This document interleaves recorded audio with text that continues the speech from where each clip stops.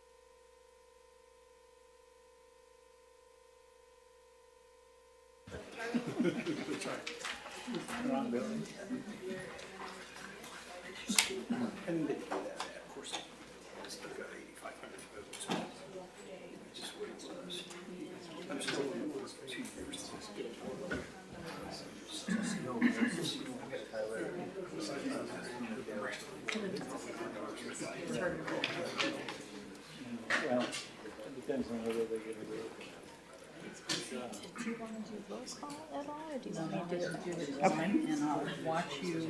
Okay. I know, it's like NASA.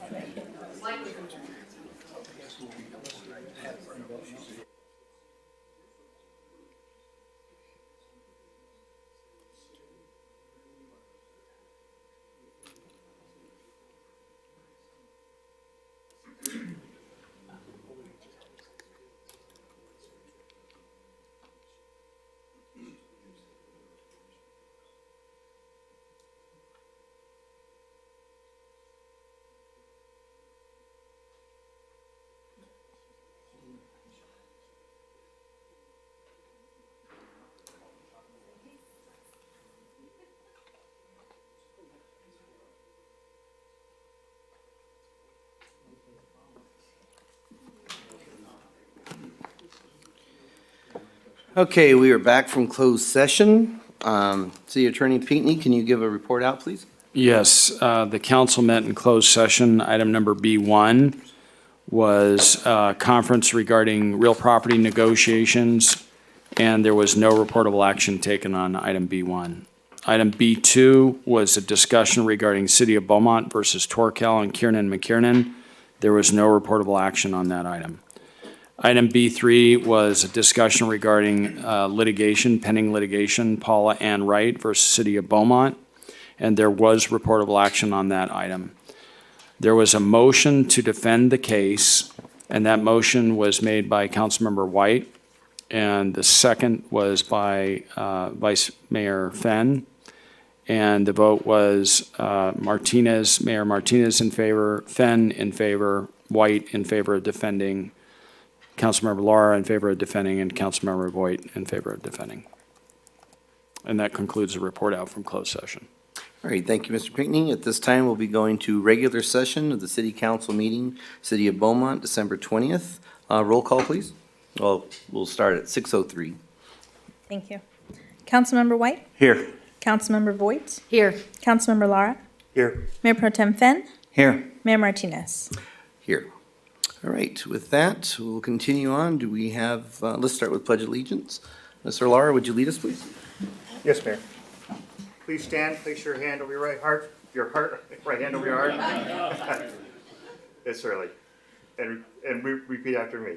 I pledge allegiance to the flag of the United States of America and to the republic for which it stands, one nation, under God, indivisible, with liberty and justice for all.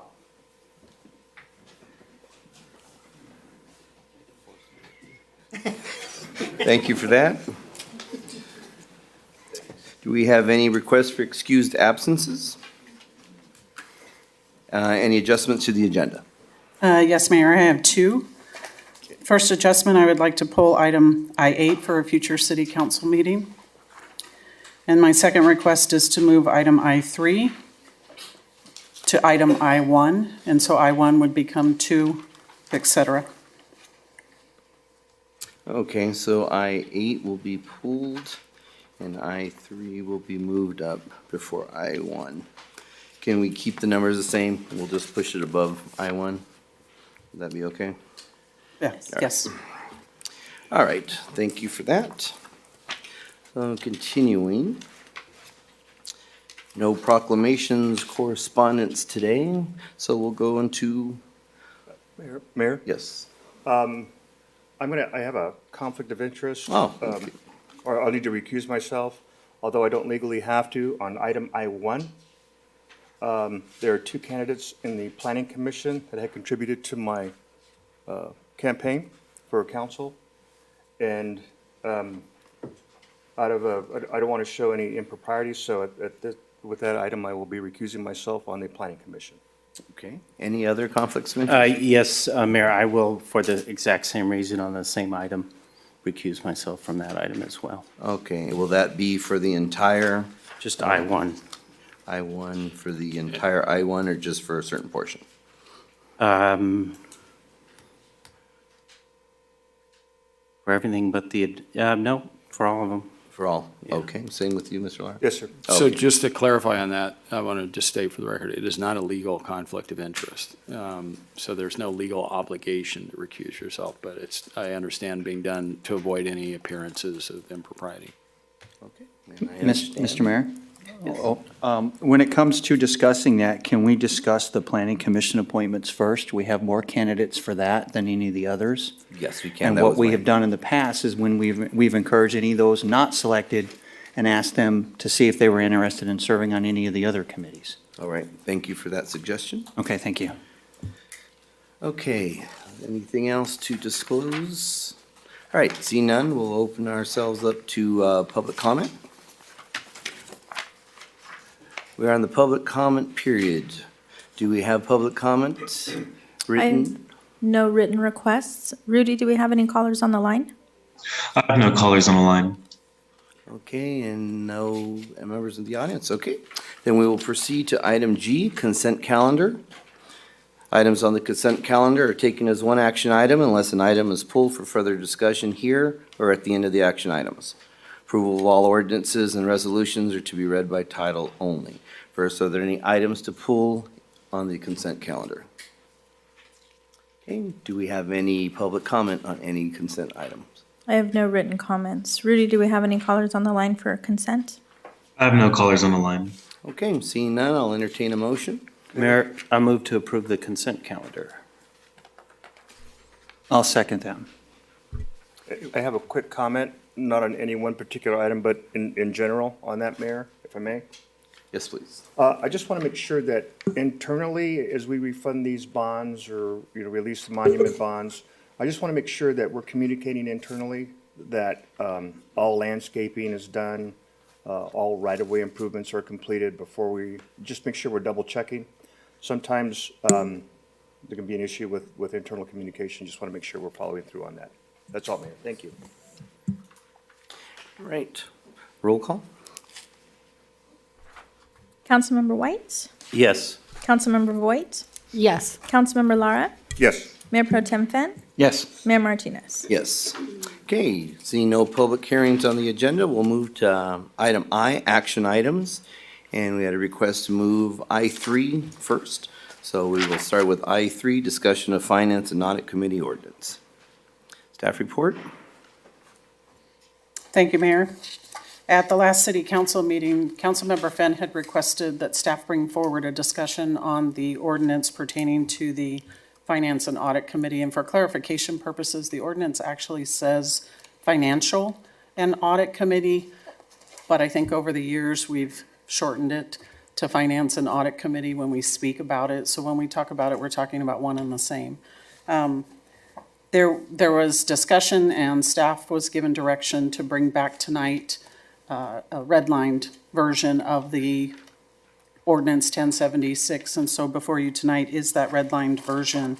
I do want to point out one change that needs to be made on page 593 in section 2.35.040. Second to the last line, it says there will be, and I crossed out 9 voting members and put 7. However, when you do the math, there's really only 6 voting members. The city manager position is a member of the committee, however, is not a voting member. So there would be 7 members at the direction of council, 7 members, with 6 of those members being voting members. And so, and then one more change in 2.35.060. I got happy fingers and crossed out at least. I would like to leave at least and have it read public meetings at least quarterly, which was the discussion that city council had at the last meeting. And so with that, we're ready for questions. Do we have any public comment on I3? I have no written comments. Rudy, do we have any callers on the line? I have no callers on the line. Okay, seeing none, we'll open it up to discussion from council or questions. Go ahead, Mr. Just a quick question. So since I brought this up, I just wanted to follow through and get the council's buy-in, for lack of a better word at the moment. We talked about maybe perhaps meeting less often, so that was addressed. I just wanted to make sure that the council was still good with lowering the number, and so because we had some issues of having a quorum and so forth. And I just wanted to get the feedback from the council as a whole. Are we good with the 7? Because I don't think with the recommendation from staff that we want to go any smaller than that, correct? That way we at least have enough representation there. And then the further point to that, I had potentially mentioned, do we only need 1 council member on there with an alternate, or both assigned and both expecting to, or with 2 expecting both to attend each meeting? And so I wanted to hear back on that. So my only comment on reducing it to 7 as opposed to 5, with the city manager position not being a voting member, you're going to have 6 voting, and you could potentially, it's not likely, but you could have a 3-3 split. Something to consider. If you go to 5 voting members with the city manager being the 6th position, then you would not have that split. However, only meeting quarterly, the chances of that happen, like I said, are not likely. Okay. And I think it was mentioned by Mr. White of wanting to have 2 council members on that committee, but I don't know if we had feedback from all of the members, because we kind of pushed that back to staff to revise this and bring it back. So I don't think the discussion really finished in my mind. So I just want to bring that back up and ask and see where we stood. I still believe that it should be 2 council members, provide more oversight and feedback through the council. And do we have other council members that feel the same? Yeah, I agree as well. Yes, I Okay, agree. all right. Yeah, I think when you have 2 members, you can discuss amongst yourselves about the issues without Brown violation.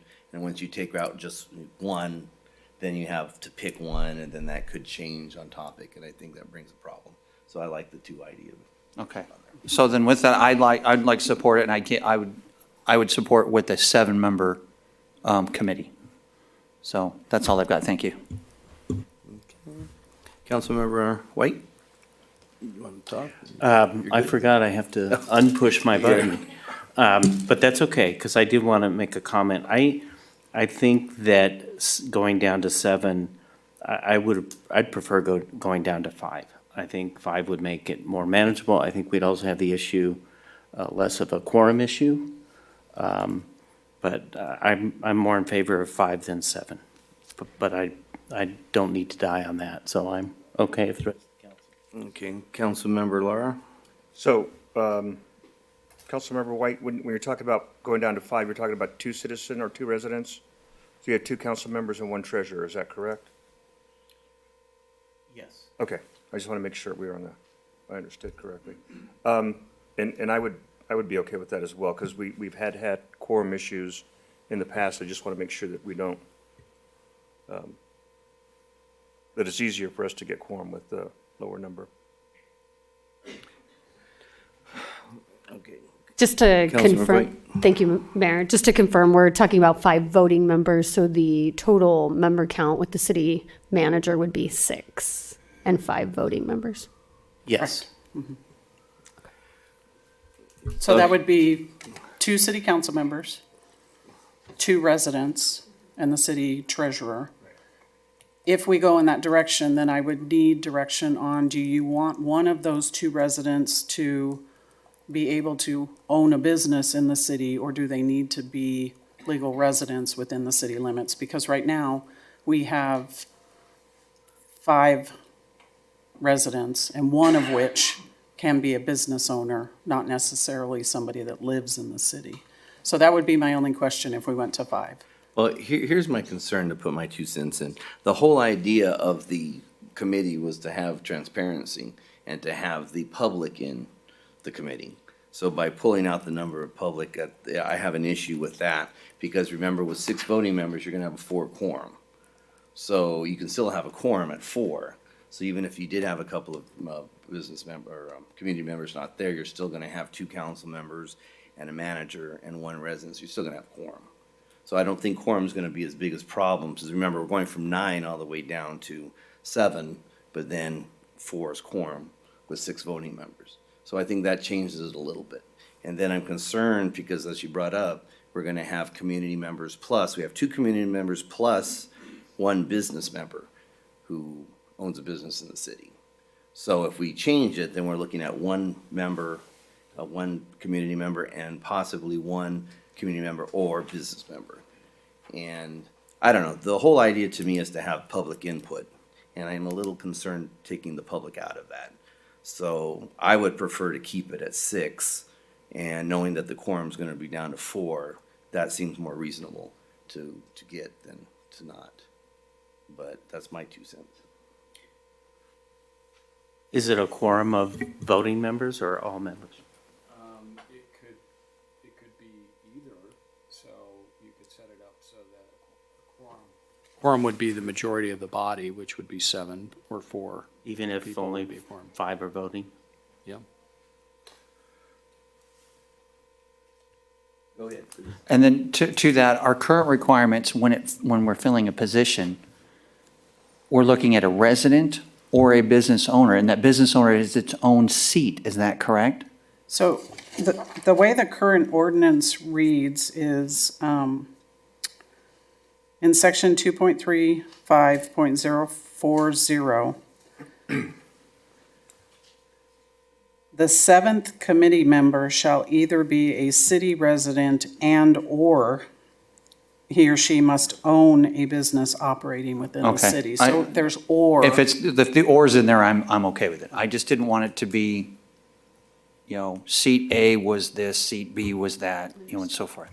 So, okay. Correct. Mayor? Mayor? Yeah, I was just thinking, sorry. Sorry. Go ahead. With the business owner, we could just put preferred. It could be a resident or business owner, and in parentheses, business owner preferred for one of those positions that way. Because at this point, when you look at it, we've got 1 applicant, we have 3 positions. That's the other concern that I have, is we're not getting the applicants we were earlier on. Yeah, but then you gotta ask yourself, did we, did we really notice enough? Did we go out and do we really shake the bushes? Or, it was kind of a quick little turnaround there, so. I thought we had advertised this earlier. Was this not the one? We did a couple social media ads. Yeah. But how long though? What was the duration? When did you start? We did one in the beginning, shortly after it came to council, and then again right before Thanksgiving when we month. had a little more 2 months in viewings. November to December? It more or was less? November 2nd About a through month. December 8th. All right, Mr. Wood. Did we notice it the same as we did for planning commission? Yes, all the same. But we got 8 people for planning commission. So I think that shows you that there's an interest in the planning commission. I don't know how often we're gonna go out to get more interest in the finance and audit committee. I understand. My question was just going to be on, I can't remember when the development committee meets. Is it more intense than quarterly, I'm assuming? The Economic Development Committee, Yeah, sorry. the that development- meets monthly. Monthly. No, I think I was going with the development committee. Thank you. My only concern is to make sure we're not, our oversight committee is not council and a treasurer and the city manager with maybe a public or 2 there. That's my concern, because then it defeats the whole purpose. I understand not getting involvement, but that's something we might be able to work on. Now, if you want to go down to 5, I might be considering if we pull a council member out and they go 1 council member, 1 treasurer, 2 residents, then I might feel a little bit more that we're not monopolizing the committee with the council members. That's my concern. So, anybody? Mayor, just a question for Councilmember Finn. Was that your suggestion as being a current member in this committee? Was 1 council member? Yes, and that was with shrinking the size of it to accommodate that and still have a quorum. After hearing the comments that were made, I think it's a good idea to have the 2 council members there, because Mayor brings up the fact of being able to have those discussions with a designated person and not have to then go, if I have questions or have an idea that I'm tracking down another council member and unintentionally end up in a serial meeting or something like that and have problems with it. So the more thought to it, I still like the idea of having 2 council members. At a minimum, I'd like to see 2 members of the public. But ideally, I would like as many members of the public as there are elected officials. So that puts it at 7. We have 2 council members, a treasurer, 3 members of the public, business owner or not, but they have to at least be if they're not a business owner in Beaumont, then they have to be the resident. And then we have the city manager as the 7th person. So that's where that's where my comment today went from, going from the 9, that I'm okay with the 7. Okay, so you're saying, just for clarification, so you're saying 7 members, 6 voting though with this? That is correct. So the way that we Yeah. originally started. Okay, further comment? Councilmember Lara? So that's fine. If we want to go with 3 residents, but the other thing I want to make sure is that the Finance and Audit Committee or the Financial and Audit Committee can continue to meet until that, till that 4th spot or that 3rd spot is filled? Because you would have a quorum if you had 2 bodies plus 2 council members. And you bring up a good point, but council confirmed that a non-voting person, the city manager, can account for the quorum. So they can be that 4th person to make that meeting happen, but they're not a voting person in the meeting. I just don't want to Yeah. stop having that financial So, oversight either. so to have the meeting, if we had 2 council members show up, the treasurer and the city manager, we can have our meeting. If no members of the public showed up, we certainly want them there, but the meeting can happen because we have a quorum in that aspect. If we have 1 council member out and 1 member of the public's there, we still have we still have that majority to have that meeting. That we just have an ongoing opening or request. Correct. for We keep applications recruiting. until- Yeah. Until filled. Yeah. And that's keeping it at the 7? That's with keeping the it 6 7. voting members. Mr. White, can you comment on that? I move to approve. I was just getting into the conversation. So I'll make mine a motion and you'll second it? I'll second your Okay. motion. Make it a motion, and I'll second. All right, so I move that we make the council, Finance and Audit? Financial and Audit Committee size to be 7 members, to include 2 council members, the treasurer, 2 members of the public, and a non-voting city manager. It needs to Did be I say 3 that? members. Oh, sorry, 3 members, okay. 3 members of the public. I'll second that. Okay. Mayor, before we get to the vote, I'm going to add a line when we bring it back, because we have to go through the public hearing process for this. I'm going to add a line based on the conversation that the city manager can be included to constitute the quorum. Yeah. Good idea. I think Good I idea. Make it agree very clear. with that. Now, just before the vote, quick clarification question. So since it's an ordinance, it takes that time in order to be, so right now we're running on the old schedule. So when's the Correct. next meet, or the most recent meeting? So we'll advertise for the January 17th meeting, and then we have a second reading. That'll be February 7th, and then it'll take effect 30 days after that. And the next financial and audit committee meeting, well, we're still Will under the be in- monthly. Will be in February. It will be in The January February, meeting was correct. canceled. Right. All right, I think that'll work. All right, roll call? Councilmember White? Yes. Councilmember Voigt? Yes. Councilmember Lara? Yes. Mayor Pro Tem Fenn? Yes. Mayor Martinez? Yes. Okay, with that, we'll be going back to item I1. So action item I1, the appointments to city board, committees, and commissions. And I do believe we have recusals. We did.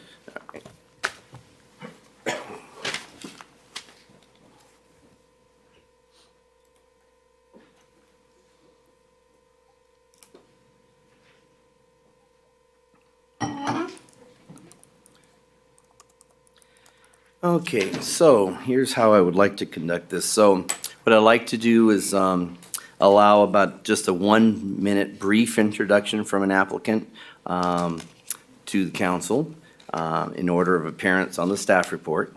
I'd like to start the process with the Planning Commission, and then we'll proceed to the EDC, the FAC, and the BOAA. At the end of the applicant introductions, then council members may call up an applicant for questions and an interview, if you like, on any of those. We're gonna do it by committee, so we'll do the, whole planning first, have them introduce, call them up for questions if you have.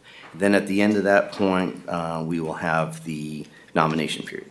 So I'll open it up for nominations. At the end of the nominations, then we'll begin voting. We'll start from the first nomination and continue through. If that applicant receives a majority vote, then they shall be appointed. If not, their name will be put at the end of the list, and they can be reconsidered if the number of positions are not filled by that time. The voting will continue through until we have the number of positions filled. Do I have any questions? Yes, Mr. Mayor, thank you. Are we okay with asking each applicant for the planning commission, if not selected, would they be willing to serve on one of the other committees and what that committee would be? Yep. So as they certainly come up for their approving, yes. 1-minute intro, I'd like to hear from that. It would be nice to know. Okay, I Thank you. appreciate that. That way I don't have to ask each one. If they Okay, can volunteer the information. okay. Recruitment already? Yeah, Councilmember Boyd, do you have any questions about procedure before we start? I do not. Okay, so let me go to the, let me see if I can do my new computer right. Oh, all right, so in the staff report, we have the list of the planning commission applications. So we'll follow this list of order, and we'll start with introductions. If you don't feel or they're not present, that's fine. But please come up and give me just a very brief minute or less introduction about yourself, and of course, answer Councilmember Mayor Pro Tem Finn's question at the end.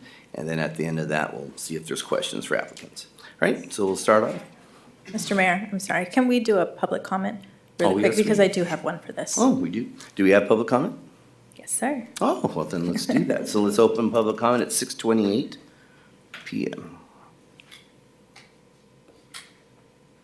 This email is from David Castaldo.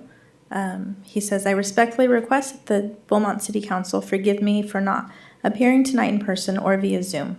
But due to health concerns of my family members and circumstances far above my control, I regrettably cannot be available. I do understand and believe that there are many qualified applicants for the 3 open planning commissioner openings. I hope that the council will still consider my application for one of the available positions. I feel that my over 35 years of owning and operating 3 different businesses in Beaumont, being a longtime resident of the past area, and my longtime relationships with many other owners of businesses in Beaumont allows me a different perspective of being an effective planning commissioner for the city. I love and respect this community and will always do my best to help improve the quality of life and fulfill the expectations of my fellow residents. Please understand that I volunteer my service for the betterment of the community, of everyone in our community. I really do not need the stipend of $50 per month. I wish the council and the entire city staff a Merry Christmas, Happy New Year, peace, prosperity, and good health for the next year. Thank you. Are there any other comments or on the phone? Rudy, do we have any callers on the line? I have no callers on the line. Okay, with that then, Ms. Wheelwright, if you'd like to call up the first and continue calling. Yes, sir. And just so you know, I do have one of the applicants on Zoom. I'll let you Okay. know. Just go in the order and that'll be fine. Okay. Cedric Bedoya?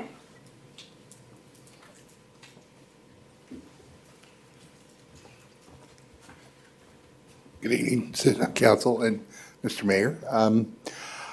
I've been on the Planning Commission for the last 10 months. I really enjoy the process. I really enjoy finding out more about the community, how it works, and helping shape the future of Beaumont. So I ask for your consideration for 4 more years doing this. Thank you. And Mr. Would you be on the second? Yes, I question? would. I would. Okay, thank you. And in addition, but I'd rather do the Of Planning course. Commission. Thank you. Okay, we heard from Mr. Castaldo through public comment. Yes. Next is Steve Cooley. Hi, my name's Steve Cooley. I've served for the last several years on the Audit and Finance Committee. I believe the Audit and Finance Committee has resolved the problems that were there when I first came on. Feel very proud of what was done there, but I think those have all been ironed out and it's become much more routine and regular and flows great. So I'm looking for a different opportunity, and I'm looking at the Planning Commission. I have a master's in public administration and a master's in business administration, some experience actually with some planning with some previous employment. I've also applied for the Administrative Appeals Board, but I'm really tired of audit and finance. I want some new exposure, so I'm not willing to go back there. Thank you. Thank you. Next is Stephen Hobby. Good evening to the three of you that are here. My name is Steve Hovey. I applied for the Planning Commission recently. I wasn't anticipating that I would be looking for a new way to serve my community, but that's what the voters decided in terms of the school district board. And so I'm here to offer my services in a different way. I've been a resident of Beaumont since 2008, involved in the community since 2006 when I came to the school district as the Assistant Superintendent for Human Resources. As a resident of Four Seasons, one of our south of the freeway and south of the railroad tracks, I have a particular interest in the transportation and mobility issues, which I suspect is a high interest for any of the candidates. My particular interest, however, is in the environmental equity and health issues, particularly in our legacy communities, tract areas, census tract areas 439 and 440, and that dovetails with the downtown proposals.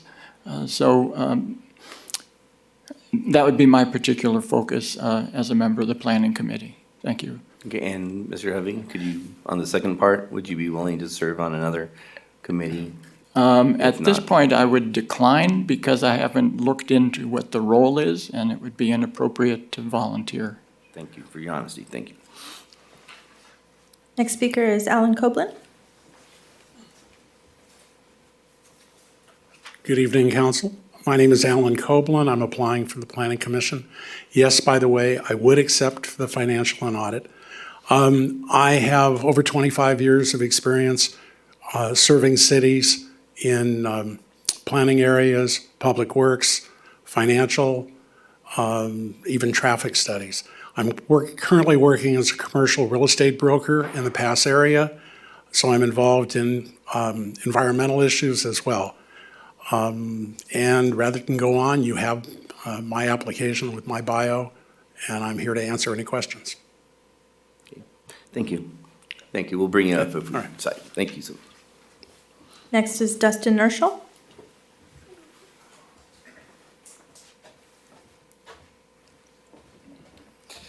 Good evening, City Council and Mayor. I appreciate the time and the opportunity to come up before you guys. I was a prior city planning commissioner for the city of Irvine. I was appointed and I served for years 2016 through 2020. For a brief period, I was also the chairman of that planning commission. I also served on the environmental commission in the city of Irvine. I currently am also an attorney for public entities and municipalities. I often serve as city attorney and primarily in litigation sides of that work. And so the value that I think I can bring, and I'll be brief, is some of the lessons learned in the city of Irvine. That was also a growing city, and I hope to bring those in while still learning from the real vibrant community and leadership that we have here. And so I hope to work together in tandem and collaborate. I'm also willing to work on other committees, including the economic development, if necessary. Thank you. And thank you. Next is Peter Sierra.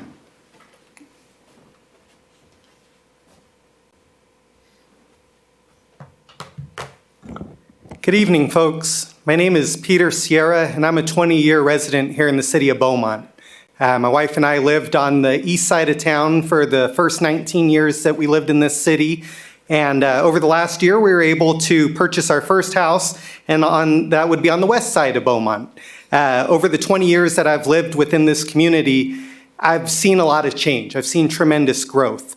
I'm proud to live within the city of Beaumont, and the reason why I applied for this planning commission is due to the fact that we've had tremendous growth. This is an elevated city. Many developers want to come to the city of Beaumont because we're within the 60 freeway and the 10 freeway, and our land is precious. But our land is also precious to ourselves and our community. I have an 8-year-old son. I volunteer, as you saw in my resume, I volunteer with the city of Beaumont in Beaumont baseball, Beaumont youth baseball. I've been doing that for the last 4 years. And quite honestly, I just want to help. I want to help serve our community, whether it be through the Planning Commission. Yes, I'm open to serving the community in any other fashion for other commissions or anything that you folks might need assistance with. But ultimately, I just want to help. I want to help continue to have this city elevated. And as I was stating, with developers wanting to build here within our community, we have the leverage. We don't want developers coming into this community without a community benefits agreement. How is it going to benefit our community if these folks are building within our community? We want to have a community where it's safe to live, work, and play. I understand that's something that we currently have, but going forward, I want to make sure that my 8-year-old son also has that same opportunity to live, work, and can play in a safe community. Thank you, folks, for your time. Thank you, sir. Next is Nathan Smith.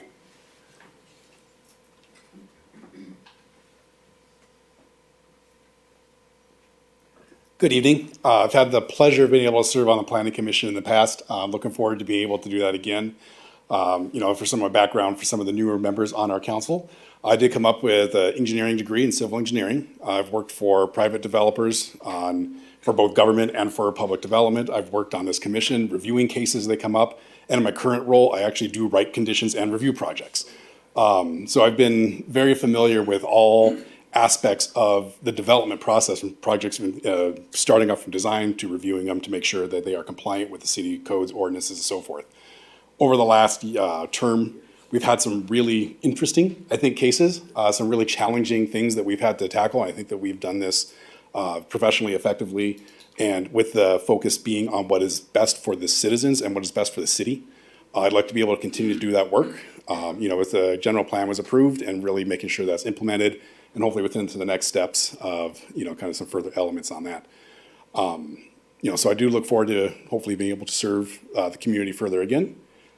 As far as the other positions, in my current role, I do actually have responsibilities I have to present and attend other council and commission meetings. I'm not sure I would be able to make those as they would generally conflict with what my work obligations are. So thank you for your time and for your consideration. Thank you. Next is Robert Tinker.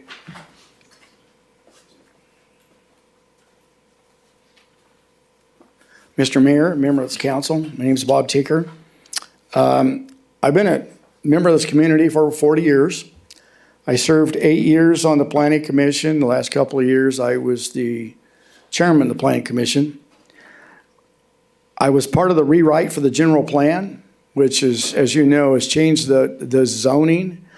But the other thing, in the downtown program, I think the biggest problem you're going to run into is with SB 9 and SB 10 from the governor's office is going to change the way we do business. We have no choice in the matter. So what you're going to need now is you need a planning commissioner that can hit the ground running. I don't need any training. I understand the program. I've kept up with the agenda. I've kept up with the requirements for a planning commissioner. And I think that you're in for a tough haul. You want to do the downtown business program. You want to incorporate all this. But when we redid the general plan, there were business people out there that were not real happy with the zoning changes. So you're going to need people that can understand this. You're also going to need people that understand that being a planning commissioner doesn't mean I show up once a month. It means hours and hours of study, hours and hours of reading the material and then talking to the planning staff. And I'm that person. Thank you very much for your consideration. And no, I'm not willing to serve on another committee. Thank you. Thank you. Last one I have is Eric Eustachian, and he is on Zoom. Hello, good evening. Can you hear me? Yes, we can. Okay, perfect. Thank you. Appreciate the accommodation. I'm at a work function tonight, so the ability to Zoom in is appreciated. Thank you for the opportunity and the consideration for Planning Commission. I do feel that I have a unique perspective with my work experience, having worked in a local municipality for the city of Riverside for a number of years, with the Riverside Transit Agency as well, and then currently with a large Native American tribe who does a lot of development work with cities. Have the unique perspective of some of the challenges on both sides. And cities are in a difficult position based on laws and regulations they have to follow. Developers are in a difficult position because they want to deliver projects. So I have a unique understanding of kind of how to bridge that gap and what can be accomplished by working together. So I appreciate the opportunity to do so. I have a young family that's lived in Beaumont for 12 years. My kids have attended school since kindergarten and now in high school. So I think having that perspective of the younger generation and the younger families that are growing up in Beaumont could be a valuable perspective on the Planning Commission. And to the last question, I would consider other committees. I do have work obligations that might be difficult. I would have to exclude myself from the Finance Committee because of the excellent finance director you have there. I think there might be a conflict, but might consider other options. So thank you for the consideration. Thank you. All right, I believe that's the list. Okay, at this point then, I would like council to call any members of the applicants up if you have questions about anything that you heard or further interview. Need a moment, okay. Need a moment of waiting. Okay, I'll go ahead and let me just call up, let's start with Mr. Copeland. Yes, sir. Yes, sir. Thank you for your interest in the Planning Commission. My concern has to do with conflict between your position of employment and the position on the commission. So conflict could be subjective of whether, one might say there is or isn't. Can you comment on why you think that obviously there would be no conflict since you're applying for the position? There's no conflict. I'm an independent contractor. I make my own time. Right now, I put in probably somewhere in the neighborhood of 10 to 12 hours a week on my job. I've been doing this for over 40 years, real estate, that is. I see no conflict.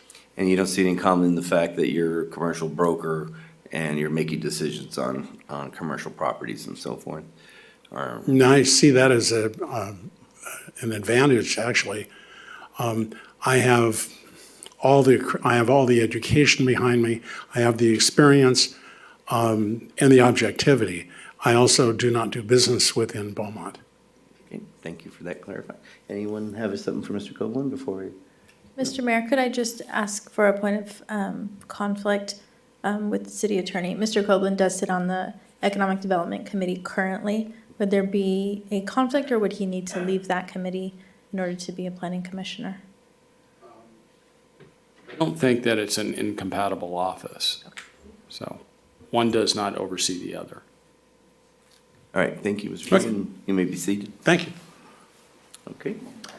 Mayor Pro Tem Finn? Yes, can I ask Mr. Bedoya to please come up? And my question for you is maybe share a little bit of experience that you had serving on the council, on the Planning Commission, and maybe just something we could do better, a concern you may have seen, just some type of feedback from your experience. Probably the most memorable would be the Summit Station meeting, where there were lots of community comment, but there was a lot of external comment here too. So I really felt that a lot of the pros for that was people that didn't live and commute right here in Beaumont. So, and I also thought that the developer didn't communicate very clearly the scope of their project, how it would be affected, and some of their advertisement was a little deceptive.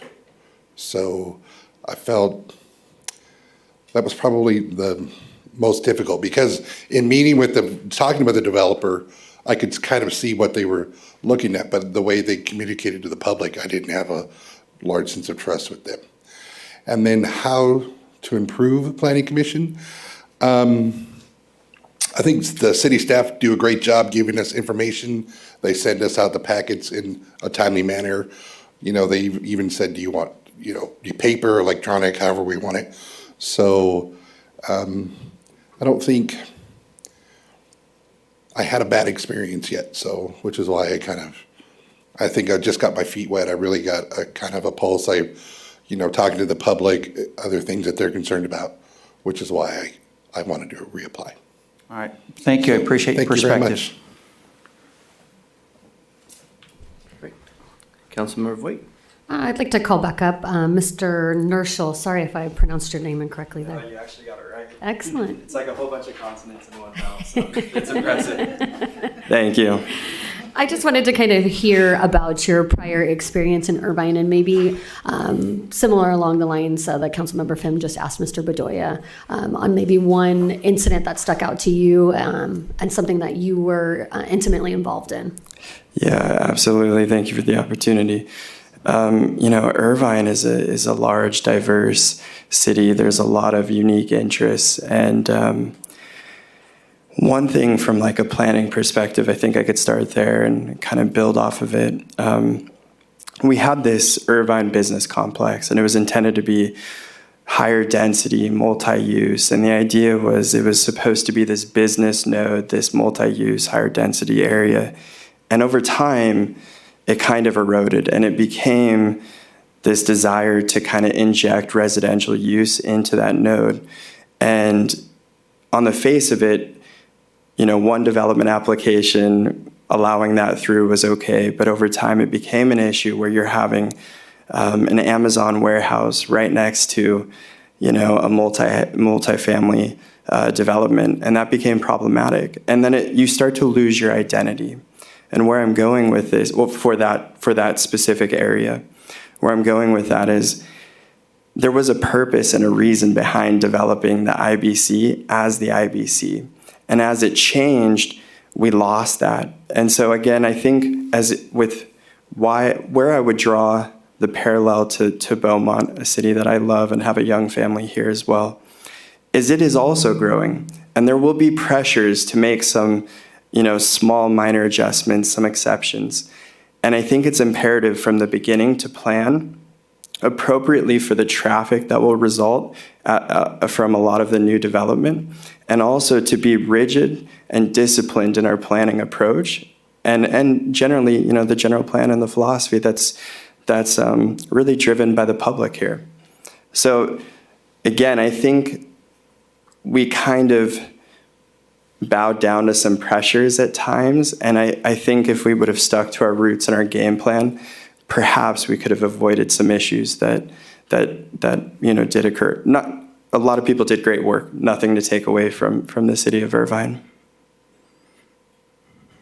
Thank you for that. And then just one last comment for you or a question. Do you feel that in your current roles you have the capacity to serve on this without with the ability to do the homework and whatever else is needed? Yeah, that's one thing I've always been very good at is doing the homework. I actually, I love municipal work. I love public entity representation. It's always been a passion for me, that connectivity another gentleman mentioned between, these competing interests. And for me, I'm a compliance guy. I'm also somebody who's willing and has the energy to get in the books and try to put my best foot forward, hear from the city council, and try to figure out a way to find solutions. So to answer your question directly, I absolutely have the bandwidth and think I can do that. Thank you, I appreciate it. Thank you for your time. Thank you. I do have two others Okay, I'd you like to bet. bring up. All right, Councilmember, Mayor Pro Tem Finn, I got to use Yes, that. thank you. Can I, where'd my notes go? I apologize. Mr. Cooley, could you please come up? Surely. So, Mr. Cooley, we have experience together serving on the Finance and Audit. We do. And I have to say, you did a fantastic job. Thank you. I appreciate the effort that you put in. So I wanted to give you an extra moment to convince my two colleagues sitting on either side of me what you will bring to the table with a new assignment. Okay. My background has been in city government, or government, state and city.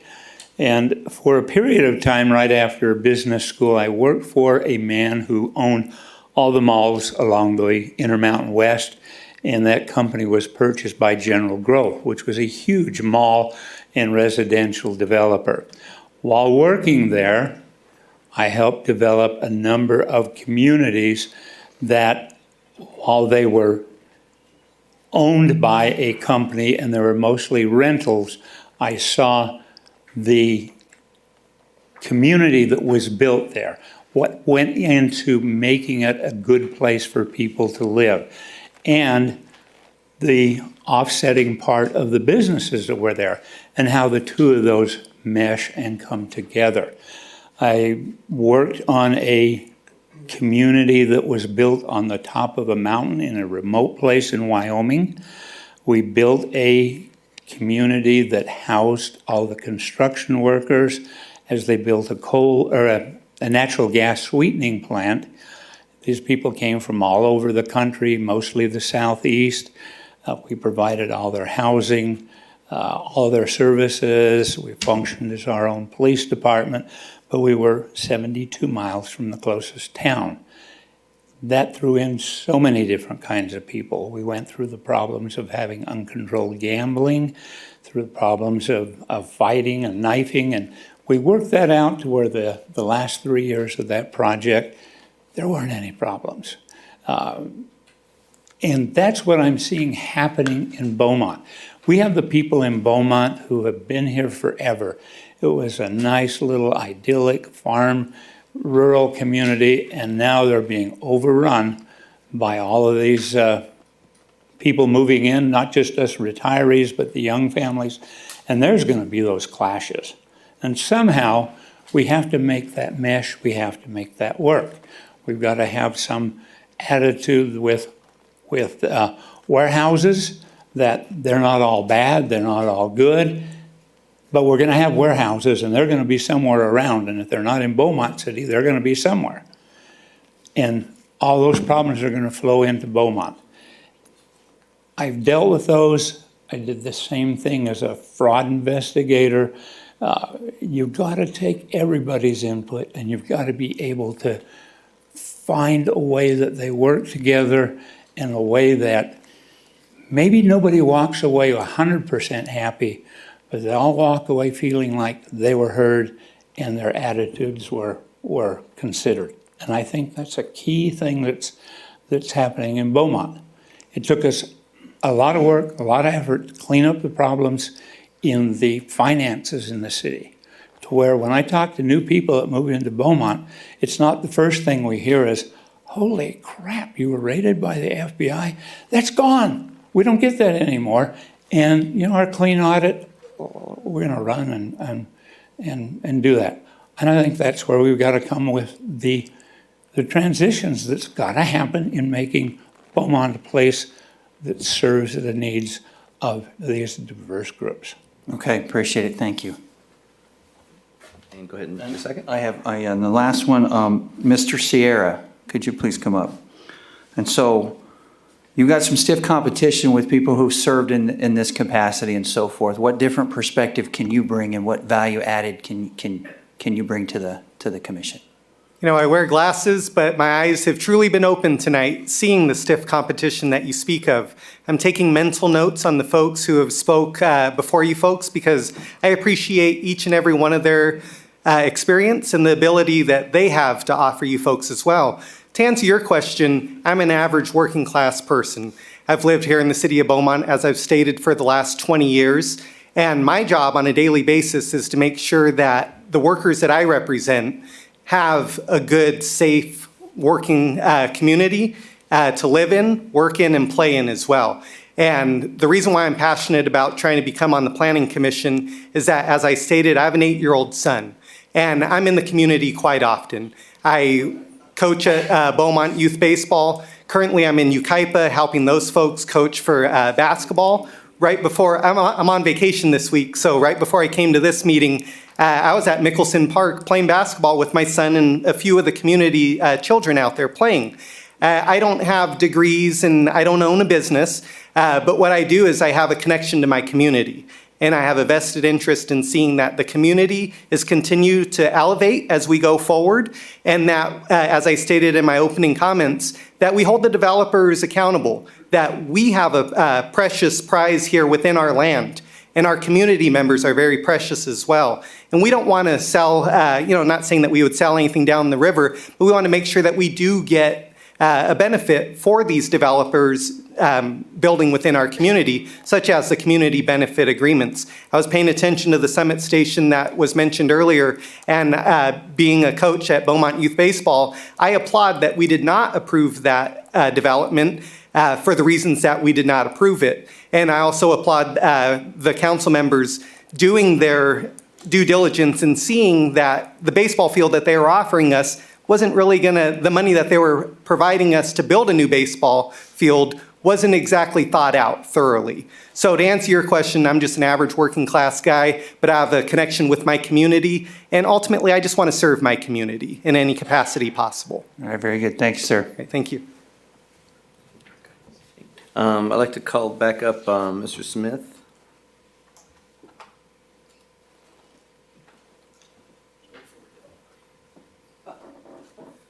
So, Mr. Smith, I need to commend you on the work you've done so far on the commission.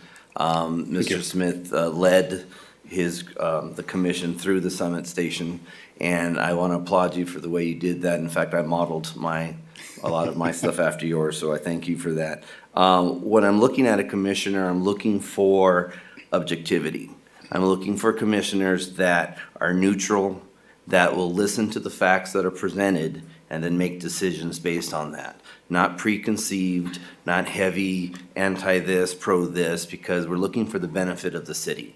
What's going to do the city the most benefit? And that's a loaded, because that includes finances, and it also includes quality of life and so forth. So my question for you is, having experience with a lot of these different types of logistical centers and industrial centers coming through, we have many more on the books. So I want to ask you, what is your approach when those come up to you and you're sitting there on the commission? How do you go about deciding whether it's going to work or not? What's kind of your process? Well, you have an hour. I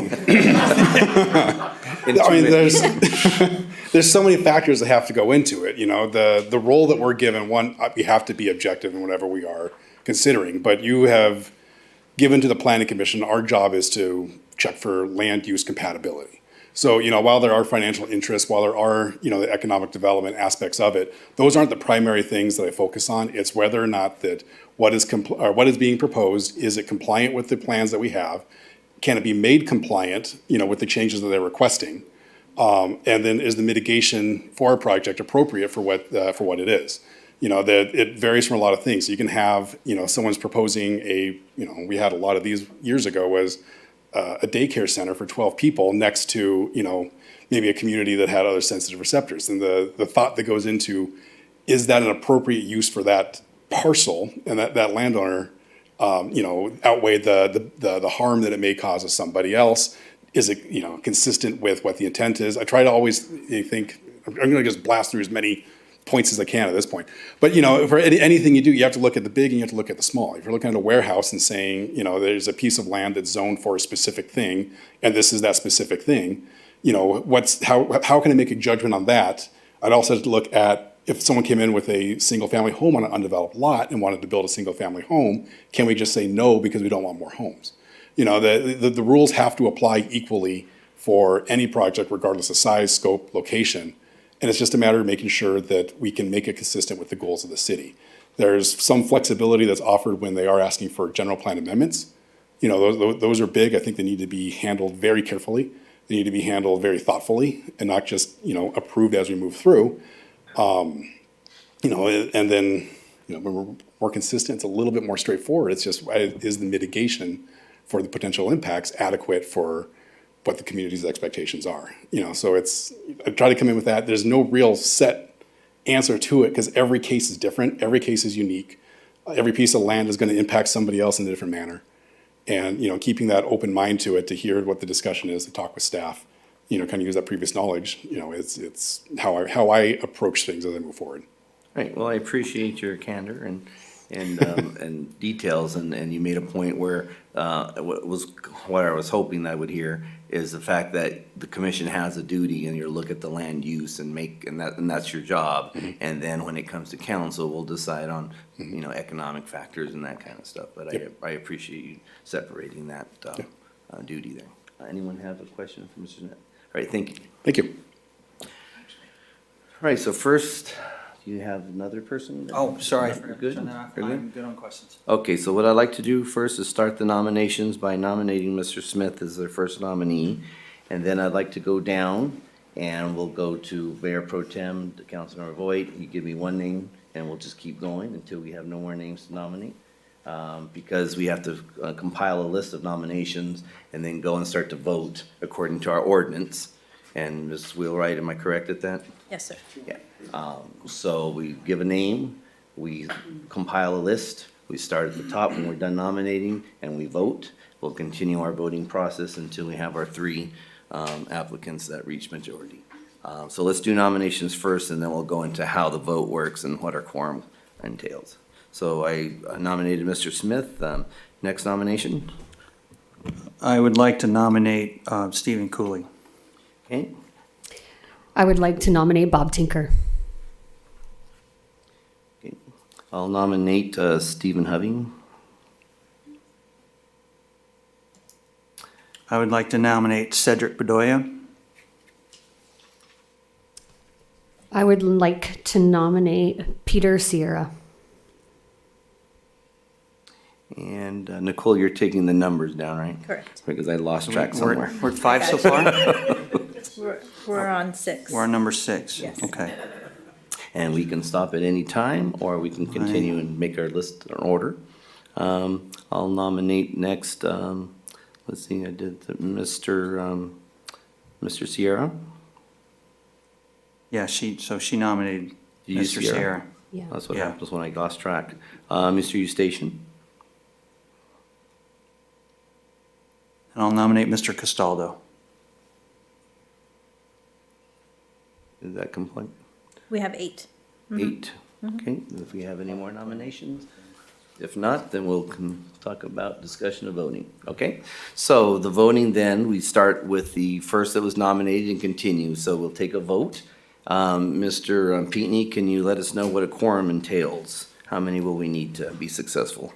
Yes, so under the rules, a majority vote from a quorum of the council is sufficient to elect or to appoint somebody. So you've got a quorum with the 3 council members that are present, and so you would need 2 votes in order to appoint somebody. Okay, so we'll need 2 out of 3. So with that, any questions on the voting? Just to Right. confirm, we have 3 seats. So we have 3 seats. If the candidate does not receive the majority, then their name will go to the bottom of the list. We'll continue to the next nominee on the list, and we will keep going until we receive 3 that have majority vote. Understood. Okay, and we'll start voting then with Mr. Smith. Roll call. Councilmember Voigt, Yes. Mayor Pro Tem Fenn, Yes. Mayor Martinez. Yes. Okay, so we have received Planning Commissioner number 1, Mr. Smith. Congratulations. Okay, proceeding to the next nominee. Next is Steve Cooley. Councilmember Voigt, No. Mayor Pro Tem Fenn, Yes. Mayor Martinez. Yes. That's Okay, majority. That's a 2 out of 3. Yes. So congratulations, Mr. Cooley. Okay, nominee number 3. Robert Tinker. Councilmember Voigt, Yes. Mayor Pro Tem Fenn,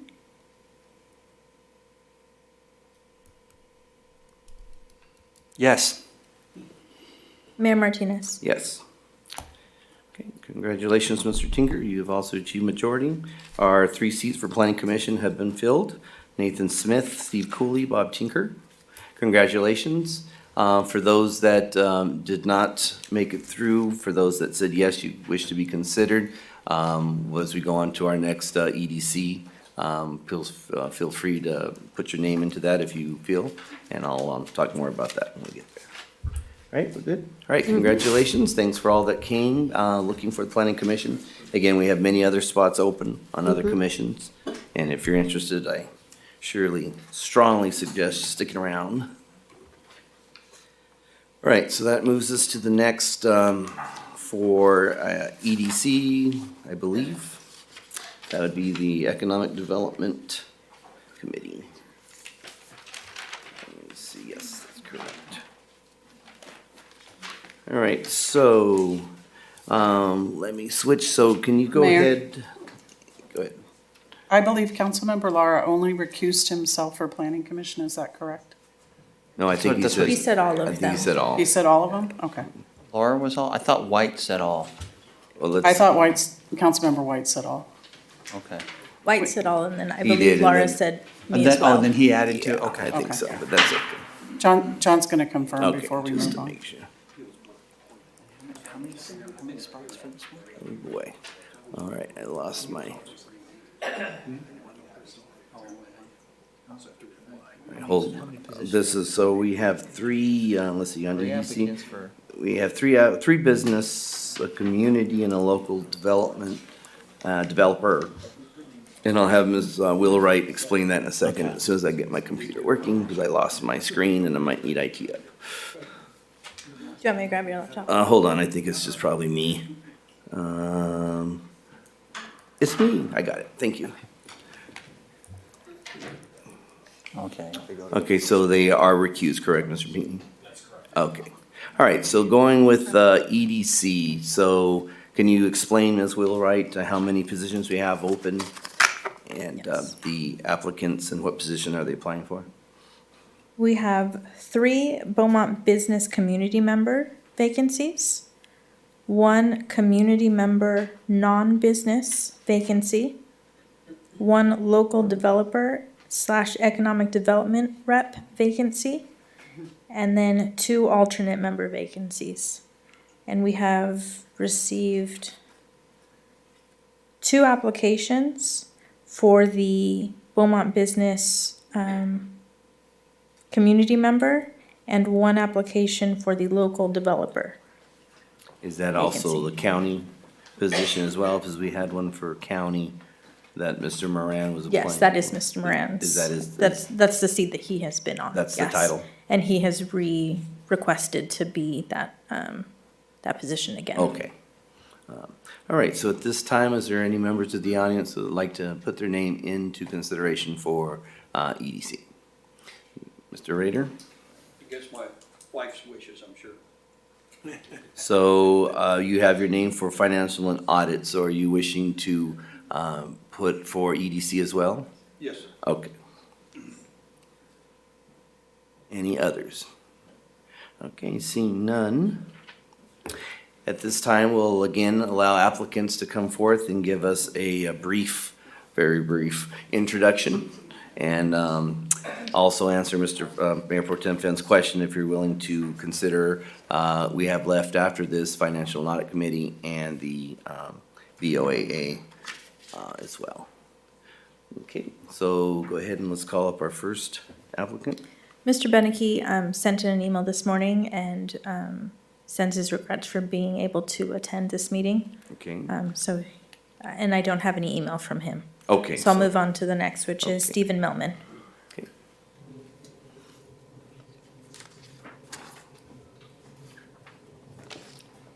Good evening, Mayor and Council.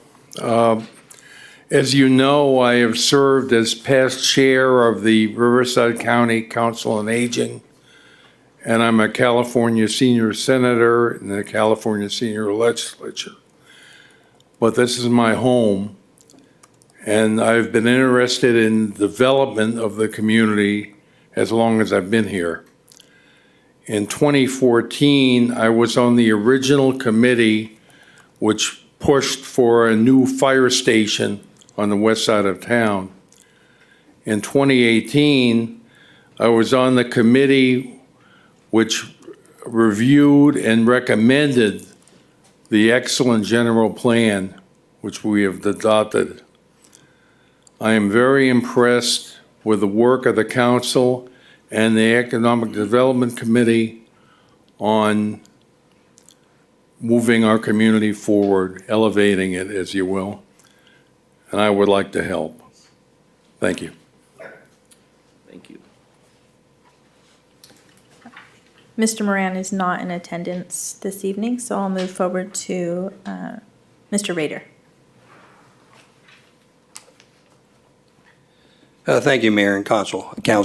Ron Rader, currently on the Board of Directors of the San Gregorio Memorial Hospital.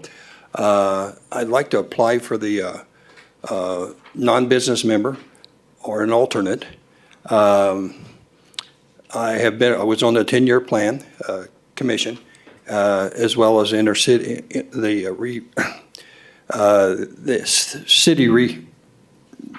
change of the inner city, I'm sorry, as well as that committee. And I believe in this community. I have ties to different businesses in this community. And I believe that the growth of this community is ahead of us. And we're just getting started. Our downtown is going to be fantastic once our vision is met. And I'd like to be a part of that. It's just a great city. Been here for 17 years and wouldn't want to live anywhere else. And with that, I'll take any questions. Let's see, we have no more, so we can open up for questions if anyone has. May I interject? I'm so sorry for interrupting. Not a problem. Is there any way I can Add your name? yeah, get involved in this? Sure, you got Mr. Rader, if you'd be seated, we'll listen to Sure. his quick Sorry intro. for that interruption. No, not a problem, we understand. So we'll have you come up and That's give your quick Nerschel. intro, we'll add your name down, and that was Mr. Nerschel, correct? Yes, that's correct. Okay. Good evening again. I'll be very brief because you've already heard from me. I do work for the firm Best and Krieger, and I also have a small business. It's a consulting firm. We gross a couple $100,000. It's got 2 employees, so it's I think I have a unique perspective from both the small perspective or small business frame of mind, and then also from a larger business perspective. So I hope I could contribute in some way, whether it's an alternate or whether it's the just the resident capacity or the business chair. So thank you. All right, thank you. Okay, so that concludes intros, so let's go ahead and start with questions. So, simple question for Mr. Herschel. Is your business located here? It is. Okay, thank you. And then a question for Mr. Rader. So with your current, in your current capacity serving on the San Gregorio the hospital board, correct? Yes, yes, sir. No conflicts? None that I can foresee at all. Okay, thank you. You bet. Mr. Rader, I have a question for you before you sit down. Yes, Mayor. So 2, you've already put your name in for the FAC. So are you saying that you're interested in both? Or What was- do you have what was a the- preference? That was financial and audit. Financial and audit, yeah, absolutely. Okay, would you be interested in both positions if that were Yes, materials? yes, hopefully they don't meet at the same time, but absolutely. Okay, thank you. On the same night, yeah. All right. But I don't think there's a conflict with our hospital meetings, as far as I know, except for sometimes these Tuesday nights. Okay. Anyway, thank you. All right, so quick clarification from staff. So on the business member for the EDC, does that need to be brick and mortar or can it be an internet-based? It can be any. Yeah, the Economic Development Committee is not codified like Financial and Audit or Planning Commission, so there's no specification. Okay, and the meeting dates for EDC and FAC are not on the same dates, No, correct? EDC meets Wednesdays immediately before Planning Commission, so Wednesdays at 4. For EDC? Mhm. All right. Mr. Rader, is that a conflict? Okay. Okay, do we have any further questions for any of the applicants? No? Okay, then we'll go ahead and go for, now, so the nominations here is a little different because we have categories. So for the business category, we do have one applicant that would qualify, 3 openings, 1 applicant. For the community, we have 1 opening and it looks like one applicant. And then, two applicants for that one. Two applicants, so Mr. Rader, Mr. Beneke would be for community. As well as Mr. Melman. And Mr. Melman. And then we have Mr. Nerschel could be for business, and then we have Mr. Moran would be for the, what did you, the local? Developer. Okay. So then let me go ahead and start off with the ones that we have one applicant for. So I'd nominate Rob Moran for develop position for the EDC. Right. And for the business, I'd like to nominate Mr. Nerschel for the community business opening. And then that leads us to 3 applicants for the one position. So I'll open it up for, I'll nominate Mr. Melman for EDC. Do we have any other nominations for EDC? This is for the community member.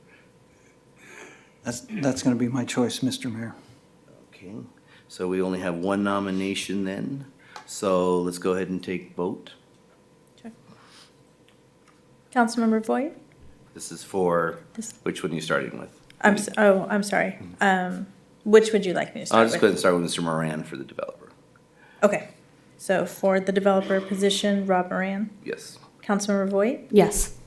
Mayor Pro Tem Fenn? Yes. Mayor Martinez? Yes. Okay, and the next would be local developer. Business. Business owner position, Dustin Nerschel. Councilmember Voigt? Yes. Mayor Pro Tem Fenn? Yes. Mayor Martinez? Yes. Okay. And then for community member, Nomination for Stephen Melman. Councilmember Voigt? Yes. Mayor Pro Tem Fenn? Yes. Mayor Martinez? yes. Okay, thank you. Thank you for those interested in that position, and thank you for those that are now aboard our EDC. Brings us to the FAC, Financial Mayor- Audit Committee. Sorry, Mayor. Yes. I was noting on here that we do have 2 alternate member vacancies. Oh, yes, thank you. Thank you for that. Would we like to Yes, let's- nominate you bet. Mr. Radar and Menike? Yes, thank you so much for that. So if there's no objections from Mr. Rader, would you be interested in alternate for that position? Yes, Mayor. Okay, and then Mr. Beneke, he can give us otherwise if voted on. All right. Oh, go ahead, roll call. So she made the motion, I seconded. Oh, okay. Yeah, I'm sorry. okay. So that's for the alternate. I didn't know if you heard it For or the not. alternate, I right. didn't know if you heard it. I wasn't gonna do a vote for this one, but I will. Councilmember Voigt? Yes. Mayor Pro Tem Fenn? Yes. Mayor Martinez? Yes, thank you, Councilmember Voigt, for keeping me on my toes. I know, really. Okay, so that brings us Finance and Audit Committee. We've got 3 resident openings and 2 alternate openings. We have 1 applicant, Mr. Rader. I'm sorry. Are you still interested? All right, do you want to give us any, you don't need to since we know you now, but you're welcome to say a word or two. And this is for the This is for now back for the original Finance and Audit Finance Committee. Yes, I've been on the Finance Committee at the hospital and been the chair of the committee for about eight years. We went through hard times just like the city has. COVID was really bad on our hospital, but we've coming out the other side, and because of good financial decisions, we've made it through the other side, and we're growing. And it's similar to what the city's done, the turnaround that they've done. So I'd like to be a part of what the city's doing, because I know it's going to only get greater, can only have more success, and I'd like to be a part of that. Thank you. While you're up, does anyone have any questions for Mr. Rader? Yes, Councilmember Boyd? Oh, sorry, I do not. Oh, you don't, okay. So I just want to thank you, and that's why I voted you, not for the other one, because I know your expertise is here, and I wanted you here, and I didn't want to lose you, so. Thank you, Mayor. Appreciate your confidence in me. All right, would anybody like to nominate Mr. Rader? I'll nominate Mr. Rader for Financial Audit Committee for a resident member. Do we have before that, Well, Yeah, Mr. Mayor, can I jump in? Yeah, I know what you're going to say. Go Yeah, ahead. okay, I'm going to recruit. Yes, I know. I was just going to as well. Yes. So, serving on the city council for 2 years, I served on the Finance and Audit Committee for those 2 years. And it has helped me tremendously understand the finances for the city. It's nothing that's too overly complicated. Staff does a good job at presenting it and so forth. The committee has done a fantastic job with audit findings and getting things cleared up and so forth. We are now looking at meeting every other month or perhaps quarterly. We meet on a Monday evening at 6 p.m. Did I say quarterly? Did I say that right? Okay. I don't know if we finalized that, did we? Oh, I think it's coming back to that. Wait. Okay. I'm So it's sorry, coming back as before- quarterly? Okay. Yes, but can I, excuse me, I apologize, Mayor Pro Tem. No, go right ahead. If we move forward with this ordinance, we are only going to have one vacancy. Okay. Good point. Okay. And do we have alternates for that and are, No, we did not do that. Okay. No. All right. I'll still continue for a last call. So if there's anybody that wants to do that, now's the time to throw your hat in, or it's obviously that Mr. Rader would be appointed otherwise. So last call. All right. So we've got 3 hands up. And so I'll turn it back to you, Mr. Mayor, to ask for those individuals' names so they can be officially noted on the record. All right, so what we've done is, if you've been here, we've changed the ordinance to where and it hasn't been approved yet, but most likely when it does, and if it is, then we've reduced the number of members. So we've gone down to 2 residents now. So we have 1 that's been nominated. We'll see how the vote turns out on that, but then that would leave us on another opening. So I saw 3 hands up. So would any of those 3 want to be considered for the full-time, or just the alternate, or full-time, and if you don't get the vote, then move to alternate? We don't have an alternate though, correct? Oh, we don't have an alternate. Okay. Okay, let me All right. rephrase then. So we've got 1 opening and 3 possible people, so you're welcome to put your names in the hat. If you'd like to, please raise your hand, and we'll go, okay, so Ms. Wheelwright, we've got 3 names. So Mr. Bedoya, Mr. Coblin, and and Ms. Sierra. Okay. Okay, Mr. Sierra. Would you like me to call them up? Are you ready? Yeah, hold on 1 second, I got Okay. Okay, so what we'll do again is allow you your minute to come up and give us a little bit of why you thought this might be a good fit. And go ahead and call up the first one, Ms. Wheelwright. First name I wrote down is Mr. Sierra. Okay.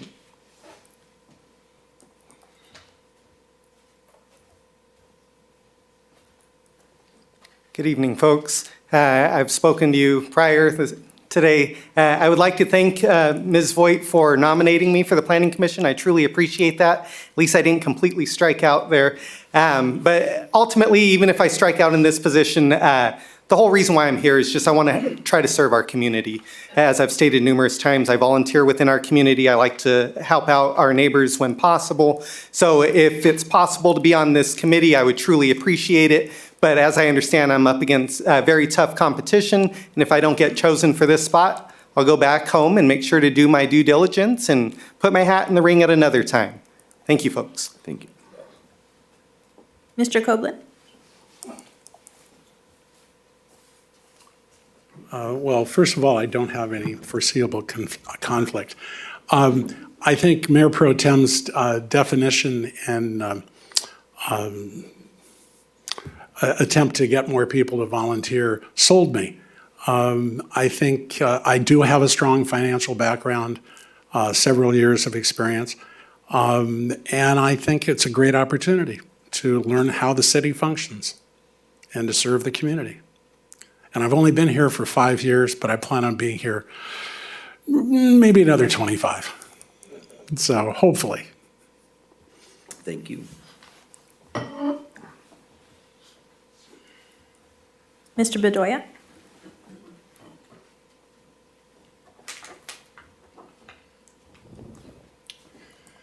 So my experience, I do have a doctorate in business administration.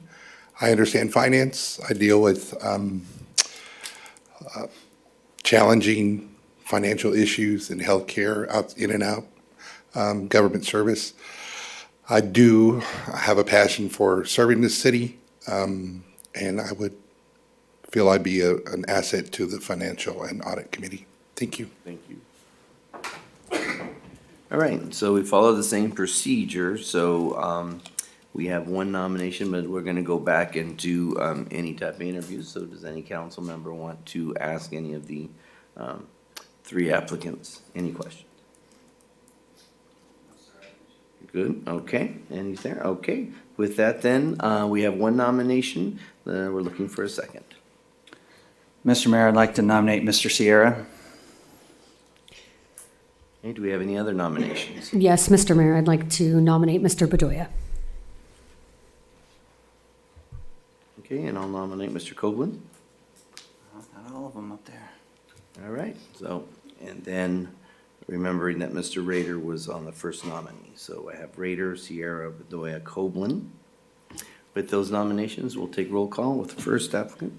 Okay, this is for Ronald Rader. Correct. Councilmember Voight.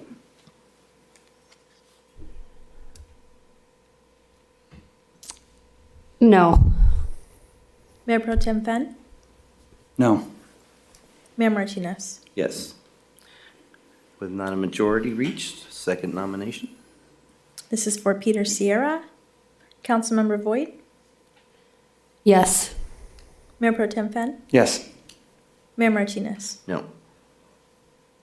Okay, seeing majority has been reached, we have our two members of the, Or one member. oh, we're only doing one? Mr. Sierra reached the majority. Right. So he's the first to be nominated. Oh, I'm sorry, I apologize. Can't read my own chicken scratch. All right, so congratulations, Mr. Sierra. You are our first on our EDC. Thank you for that. Finance and Audit. Finance and Audit, I tell you, I'm regressing down. Enrollment. Oh, boy. Okay, so it goes to the next nominee. We're done. Mayor, I believe that's Oh, we're it. done. There was only one opening? With the new changes. Oh, see, With the new change. this is. That's I where- wish we would have had the Yeah, other one. I Yes, told you. I was This feeling that is- same way. So Mr. Mayor's prepared with his notes, but now his notes are old. Well, that's because I didn't assume we were gonna reduce our 'Cause we changed- financial we line. changed the size of the It was committee. those copious amounts of notes. Gotcha. All right, well, with that, we've reached our EDC, so, correct? Yes, I do Okay. want to just make sure, I just want to run the math really quick. So if we do not fill these other seats, however, they still exist because our ordinance has not been codified. If we do hold a meeting prior to the codification of it, will we meet quorum? Okay, yes, okay. Just want to make sure. Okay. So with that, then, thank you and congratulations. We're going to our last commission, and that is the BOAA, Board of Administrative Appeals and Applications. Currently, we have 9 vacancies open. Is that correct? That's a 9-member board? It is a minimum of 3, max of 9. Okay, so we need a minimum 3, max of 9. Okay, so we have 9 max vacancies and we have 4 applicants at this time. So first, my question is, any of the 4 applicants wish to withdraw? Okay, and then the next then will be, is anyone from the audience like to put their name in for the BOAA board? Okay, seeing none then.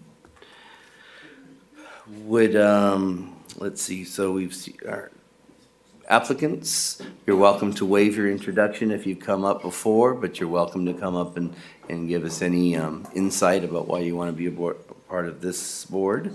We'll start with Mr. Cooley. Yes.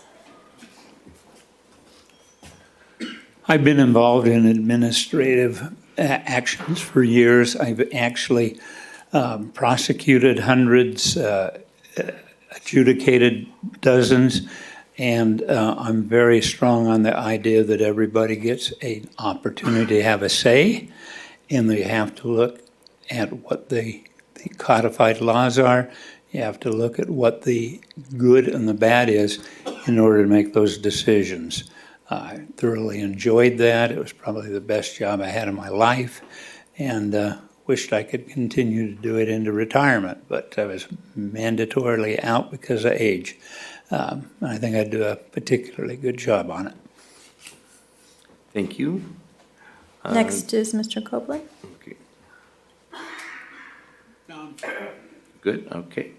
Next is Mr. Rader.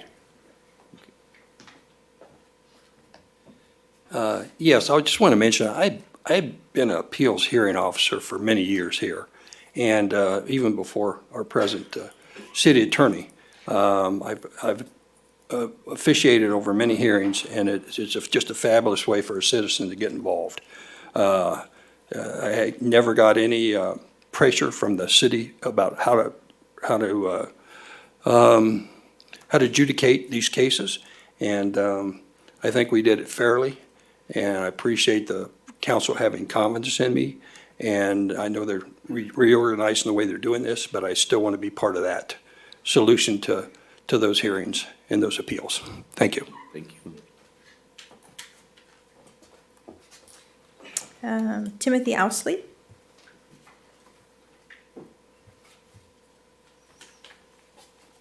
Good evening, council. I'm a lifetime Inland Empire resident and a 10-year resident of Beaumont. I live in Four Seasons. Have been involved in law enforcement in the Inland Empire for over 35 years, and an instructor at both Cal State San Bernardino, Cal Baptist University, both in public administrations, constitutional law, political science. My law enforcement, my last position held was deputy chief, and my thrust during most of my career was for people to be able to cut across divisional lines, shortcut solutions to problems, which really is basic basis of community-oriented problem solving. And because of the growth of Fontana, where I spent most of my time, we had, when I was hired there in 1973, the city had 20,000 people.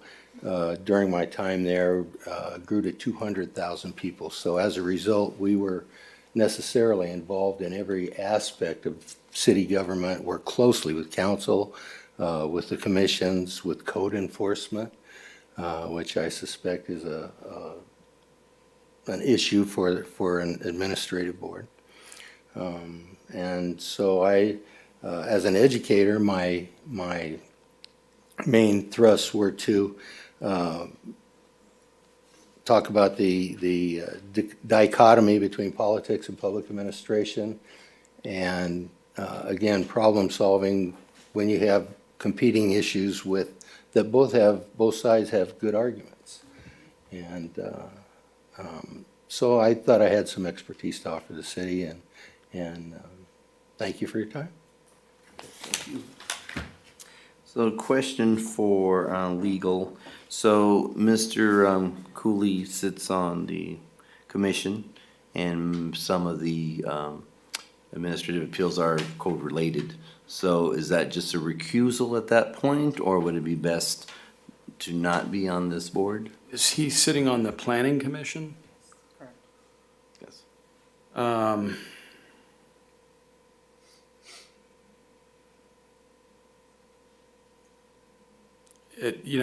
I think it would be better if he's serving it as an administrative appeals hearing officer, that at a minimum, that if he had something that had come before him on another commission, that he not rule on that, obviously, because that could be a potential conflict, so. So the position's going to sit on it on the Yeah, board, he would as need to long as- recuse himself from that Just matter. recusal. Yeah. Okay. And that would still leave possible quorum of 3 out of 4 if he recused himself, right? Correct? So it's 3 minimum. Right? Yes? Okay. Okay. With that then, we'll take nominations. I'll nominate Mr. Copeland. Well, first, I guess, do we have questions? We've been following that all day. Are we good on questions, or you have questions?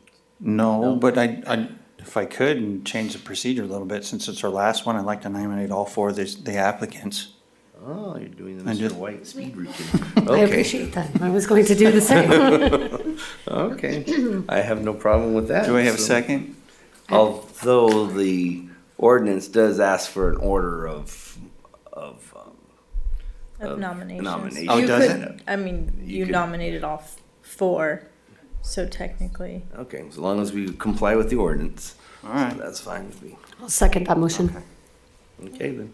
So Let's this hear this is- roll call. Let's see how you do it. So just to clarify, this is to nominate Steve Cooley, Alan Copeland, Ronald Rader, Timothy Owsley. That's correct. Yes. Okay.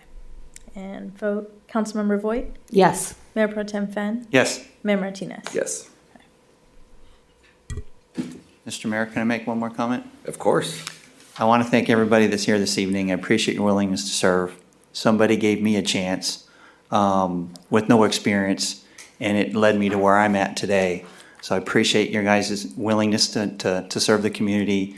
You've done good work to this point and look forward to continued hard work, so thank you. Thank you. Okay, as we bring in the rest of the council, I want to remind city clerk and treasurer that you're always welcome to participate in any comments or discussion. Just let me know at the end of our council discussion. If you have something, just raise your hand and we'll definitely call on you for input. Okay.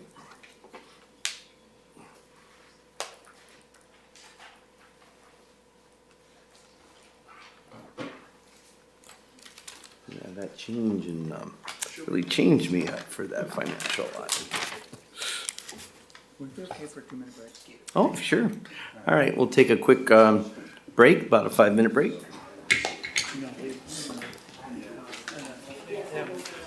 All right.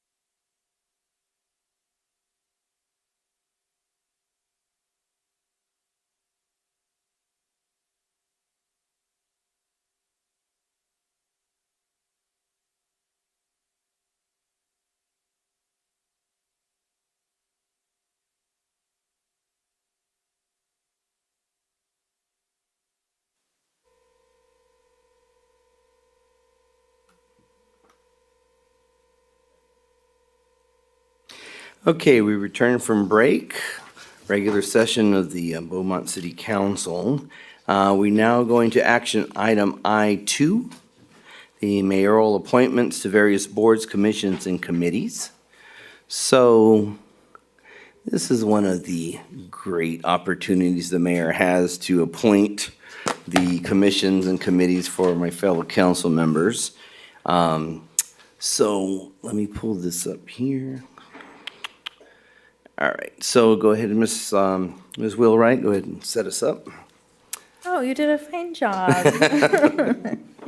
Before you is the annual appointments of the city council members to outside agency boards, commissions, and committees. So it is the mayor's discretion to appoint city council members. So I will let you take it away. Okay, thank you. So we have a list of boards and commissions and committees here. And thank you for all of you that sent in your requests and those that get a little clarification with their notes. I tried the best to comply. Of course, with many of you asking for the same position, it was, a little difficult at times. So here's what I come up with. So we start with the Riverside Transit Agency. And this one here, I didn't get anybody volunteer for.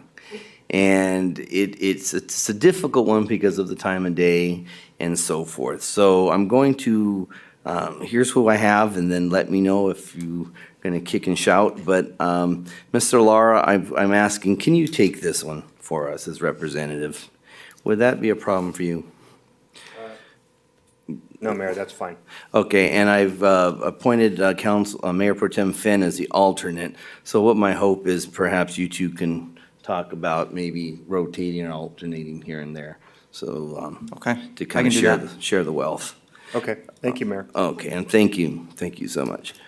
T Now, Transportation Now, I have Representative Mayor Pro Tem Finn, alternate Councilmember Voigt. For Riverside County Transportation Committee, known as RCTC, I have Representative Councilmember White, alternate myself, Mayor Martinez. For the Riverside Western County Regional Conservation Authority, I have myself, Mayor Martinez as representative, and alternate Mr. Lara.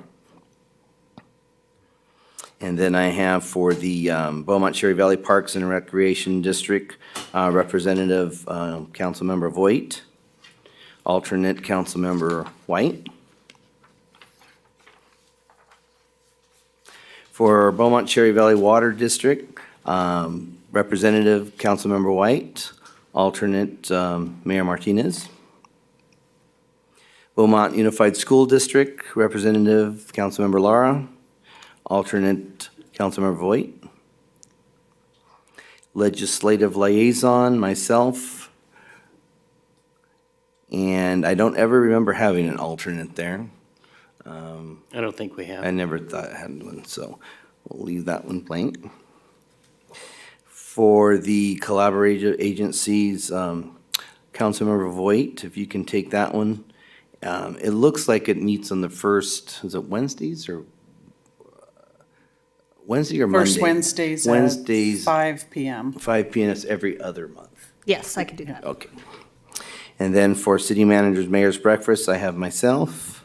Mr. Mayor, Yes. did we have an alternate? Oh, yes, alternate is myself, actually. Okay. On that one, thank you. Mayor's breakfast is myself, Erica, Eastern Riverside County Inoperable Communications Authority Representative Mr. White, Councilmember White. For SCAG, I have representative as myself and alternate Councilmember White. And we're gonna see how that works, because if I'm having issues with that, then we might talk about it. Okay. Sorry, but I know you wanted to be involved with that, so I'd like to have you as the alternate. League of California Cities, Representative Councilmember White, alternate Mayor Pro Tem Finn. Okay. Memorial Committee, Representative Councilmember Lara, alternate Councilmember Voigt. Finance and Audit Committee, Representative Mayor Pro Tem Finn, and Councilmember Voigt. Economic and Development Committee, Representative Councilmember Lara, Councilmember White. The San Gorgonio Integrated Regional Water Management, that one has been defunct for a while. Is that still? Mr. Mayor, a question on it. So having served on that in a different capacity, they call it the San Gorgonio Pass Regional Water Alliance. Is that still in place? Does anybody know? This question came up. I'm getting a head nod from the audience So- from a member. It sounds like it's to process integrated regional water management plans. I assume that's what it's for grant purposes. So it probably would still exist under some name. Okay. But this was the one that was meeting in Banning. Right. Correct. Yeah. Does that one still meet? Does anybody know? So, okay, He's saying it so does. he's saying Yeah. it does. So I have, Councilmember Voigt, I have you as this representative. And, that's Thursday. It's a 5:30 here in Banning. Yep. All I right, can do it. third Wednesday. You mean here in? I mean, there in Banning. Thank you. Tally, I'm regressing down. Do we need an alternate? That's my question. Because I don't remember. probably. This one says a second committee member. Having served on that in a different capacity, my answer would be no. I don't think it's needed. So I'm going to leave that one open then. Is that all right? Okay. All right, Western Riverside Council of Governments, Representative, Councilmember Lara. And alternate myself. We have the Water Reuse Ad Hoc 2x2 Committee, Representative myself and Mr. White. PASCOM, Representative Mayor Pro Tem Finn. Alternate Councilmember White. The Water Basin Water Master. I had discussion with this with the city manager, and we have the representative. I'm going to appoint Mr. White as representative for the Water Master Board, but we don't believe there's two required. This is a liaison. This is not the actual board, so it should say liaison to the Water Master Board. Is the Water Master voting member or staff? It's a non-elected. Mr. White, do you see any reason why we should have a second member? No. Liaison's No. fine, okay, thank you. All right, moving on, Memorial Ad Hoc Committee, Councilmember Lara is our representative, Councilmember Voigt's our alternate. Youth Council, I have representative as myself, and alternate Councilmember Voigt. The Plus Committee, or Policy on Land Use Committee, is going to be representative myself and Mr. Mayor Pro Tem Finn. So we have one here on the list, and I'm assuming there needs to be two. I'd like to have two on that. Yeah, so instead of alternate, it was 2 council members, correct? Right, so instead of the alternate, it's 2 council member committee. So Mr. Finn and myself. Okay. Right, and then the last one's the Cherry Festival Liaison. I have Representative Councilmember Lara, alternate Councilmember Voigt. Is there any conflicts that we need to discuss before I move on? All right. So let me ask a quick question. So we have a liaison for the water district, but we don't have one for the water agency? A liaison for the water district, for the pass? Pass But water we do not agency. have one for the pass agency. So the regional water management is a different type. It is definitely not the pass agency one. yeah. So we can put that down as future items when that Okay. comes up. Yeah. Discuss And Mr. Mayor, knowing who attends those meetings, it's the regional water retailers, the city of Banning, and also the members of the San Gorgonio Pass Water Agency board members attend that as well. And then you're talking about the stakeholder advisory. Correct. Okay. All right. So that satisfy your comment? Yeah, that's fine. Bring that, okay. So Mayor, to clarify, you want staff to bring back an item to have you appoint somebody to the Pass Water Agency Yeah, we were liaison? going to bring it back for future. Okay, agenda, I But we just- can, direction is fine too. Okay, I just, And as long as at that time we agree, we can appoint. I think it's a good idea. Any other comments, questions? Okay, seeing none, then we will go on to item I4, discussion of recreation fees.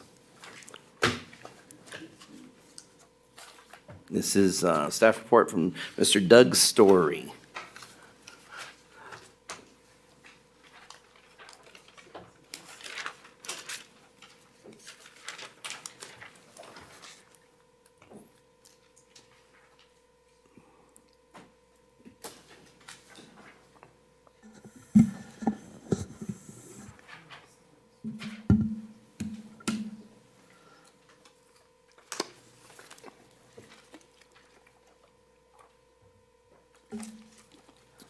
And you know, before we do that, Mr. Story, I didn't ask for public comments on I-2.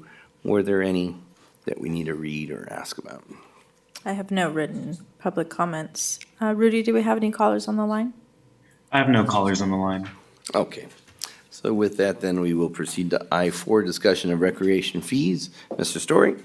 All right, Mayor, Council, thank you. Happy to bring before you tonight a staff report to begin a discussion on recreation fees for our department.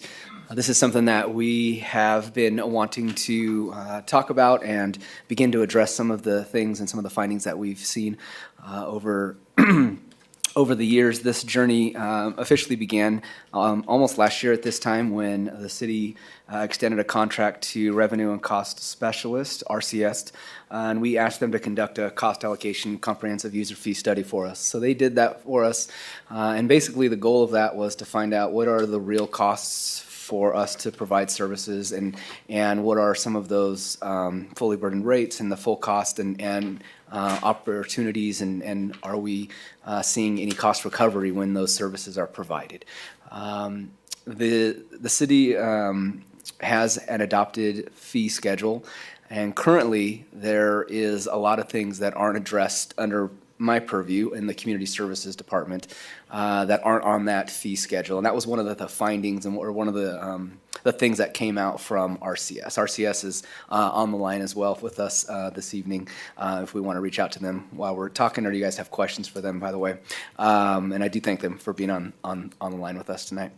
And so part of that was the finding of what type of cost recovery we have in our department. And we broke it down into basically two different areas, and that was in facility rentals. And so my department oversees anytime a member for the community wants to rent one of our facilities, and that might be the Community Recreation Center, our CRC, and they might want to do that for a private event. And so they can have birthday parties, and we have quinceañeras, and we have weddings and funerals and church. We have everything up there, and it's very multi-purpose. And so those individuals come in and there are some fees associated with those costs. Sometimes those fees are associated with staff fees because we need to staff those times to open the building and keep it open for them.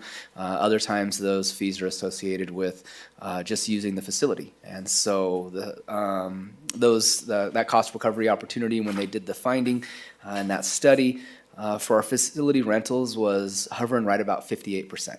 And so we are recovering about 58% of the cost for us to extend those types of services to our community. The other part of the finding, the other part of the survey that came back that was interesting, it was something that we wanted to definitely bring forth tonight, was in terms of our ball fields. And we've had many conversations here in this chamber about our sports parks, about our sports fields.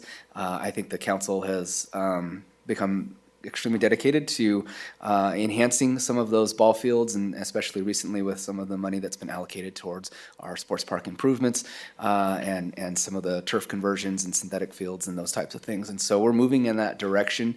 And this study came up and really officially brought to the attention, okay, what does the cost recovery look like for ball field rentals and for organizations, whether those be youth nonprofit organizations like an organization like ASO or a baseball, Beaumont Youth Baseball, or Junior All-American Football, or any of those youth nonprofit organizations, or also in consideration is organizations like travel ball teams, private organizations that want to come and use the fields for practices or games or whatever it may be.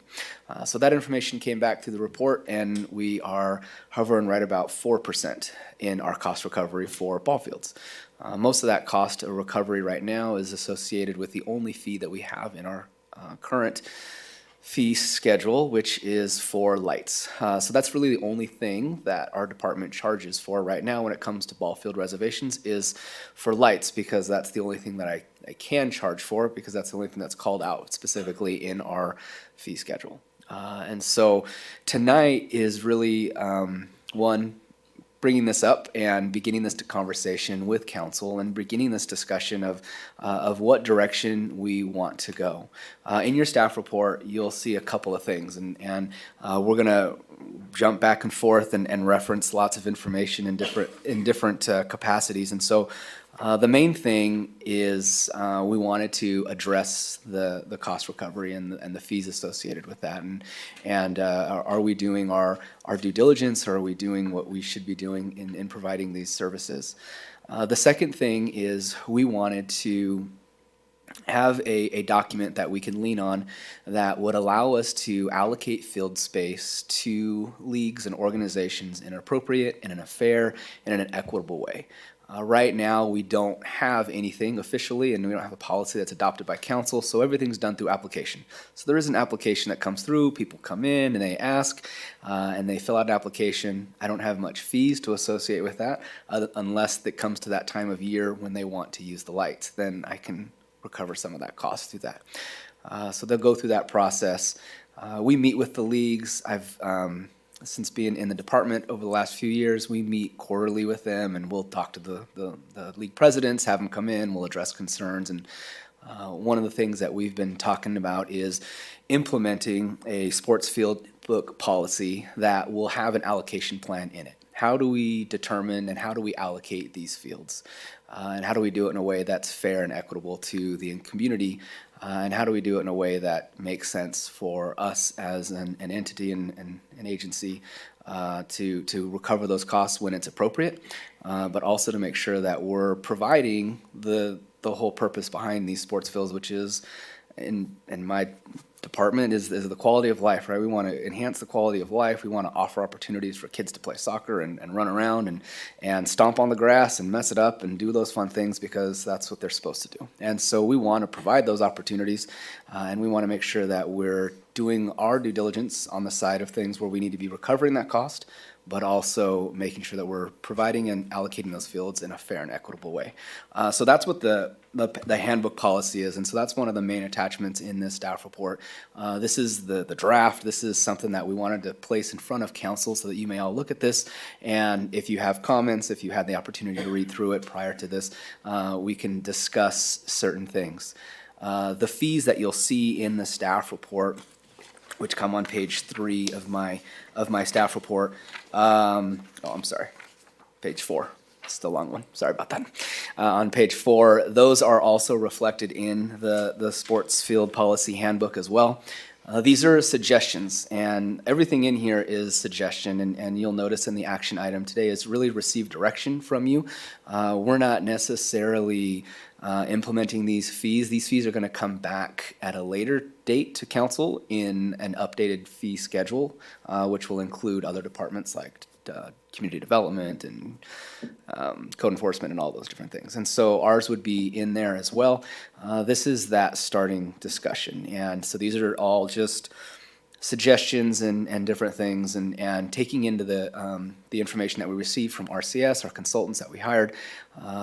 What direction do we want to do? Do we want to 100%, almost 96% offset the costs of some of these services, or do we need to start moving in a direction that allows us to recapture and recover some of those costs that are being associated with maintaining these fields? So the costs that I'm talking about when it comes to the ball fields is the cost for utilities, so the water and the electricity, the cost for maintaining the fields, the cost for sending our staff there once a week or whatever the schedule may be to maintain the grass, the cost for the annual maintenance of the grass. And so we have fertilizing schedules. We have different things that are implemented into each playing surface. And so we're trying to instill policies on our side, on the maintenance and operations side, that ensure that we're investing and protecting our assets and enhancing those assets when we can and taking good care of those assets. And obviously there's costs associated with each of those. And so that's where we came with these numbers with RCS and with their findings. And now we come before you and what is that direction that we want to go in. And so those are the two main things. The other things to point out as part of the staff report are the two different fee surveys that we conducted. So not only are there real numbers and there's costs that are associated with it, we also need to take into consideration what other cities are doing. I don't want to suggest us, because I do think it would be a rather large leap for us to go to certain numbers, whatever those numbers may be, in terms of cost recovery, because right now we're essentially starting at a zero. Yeah. And so if we were to jump too far, it might place us too far out of the market. And so that's what some of the other documents are in there, just to give you a feel of what other cities are doing when it comes to facility rentals. We tried to provide ways that the occupancies, the gyms, the kitchens, the different things were a little bit comparable and made sense for us to include them in that survey. And if you were to ask me what are cities doing, my honest and appropriate response would be cities are all over the place. I mean, there are some cities that charge $1, and there are some cities that charge $30 to youth nonprofit leagues. There are some cities that have had long grandfathered agreements with organizations that they're now facing legal action to try to get out of those agreements. And they've tried to associate fees everywhere in between. And so we put the survey together to begin to show council, this is where we want to land, somewhere in there. I don't necessarily think we need to be the absolute highest, but I can say that we're probably the absolute lowest right now because we're at zero. So I don't necessarily want to stay at the very bottom. I would like to start chipping away and moving towards a little bit more cost recovery. So that's what the entire package is, and I'm sure each of you guys had the opportunity to read the staff report, and I'm sure each of you have, if you have any questions or comments, we're more than happy to begin to discuss those things. As you go through the manual, you'll begin to see that we do take into consideration these organizations who do provide a great community benefit for our community. And we want to encourage those organizations to thrive. We want to encourage those organizations to continue to do the awesome things that they are doing for our families and for our kids. And so you'll see that in the fee proposal, just to throw those numbers to start them out there. There's a few things that incentivize those types of organizations to receive a cost break. And so you'll see that as you're looking through the fees, as we broke them down into groups. So we have a group 2, and then everyone else basically falls into either group 3 through 6. And so I would imagine that most organizations want to fall into that group 2 because it has the best price, right? And that's where the lowest fees are. But we didn't want to make it just so easy so that other organizations can come in. If I were to paint a picture of what the current climate is right now for my department and for our parks, we have a reputation in the community as we don't charge much. We don't charge anything. And so we have a very large number of organizations that come to our city asking to use our fields.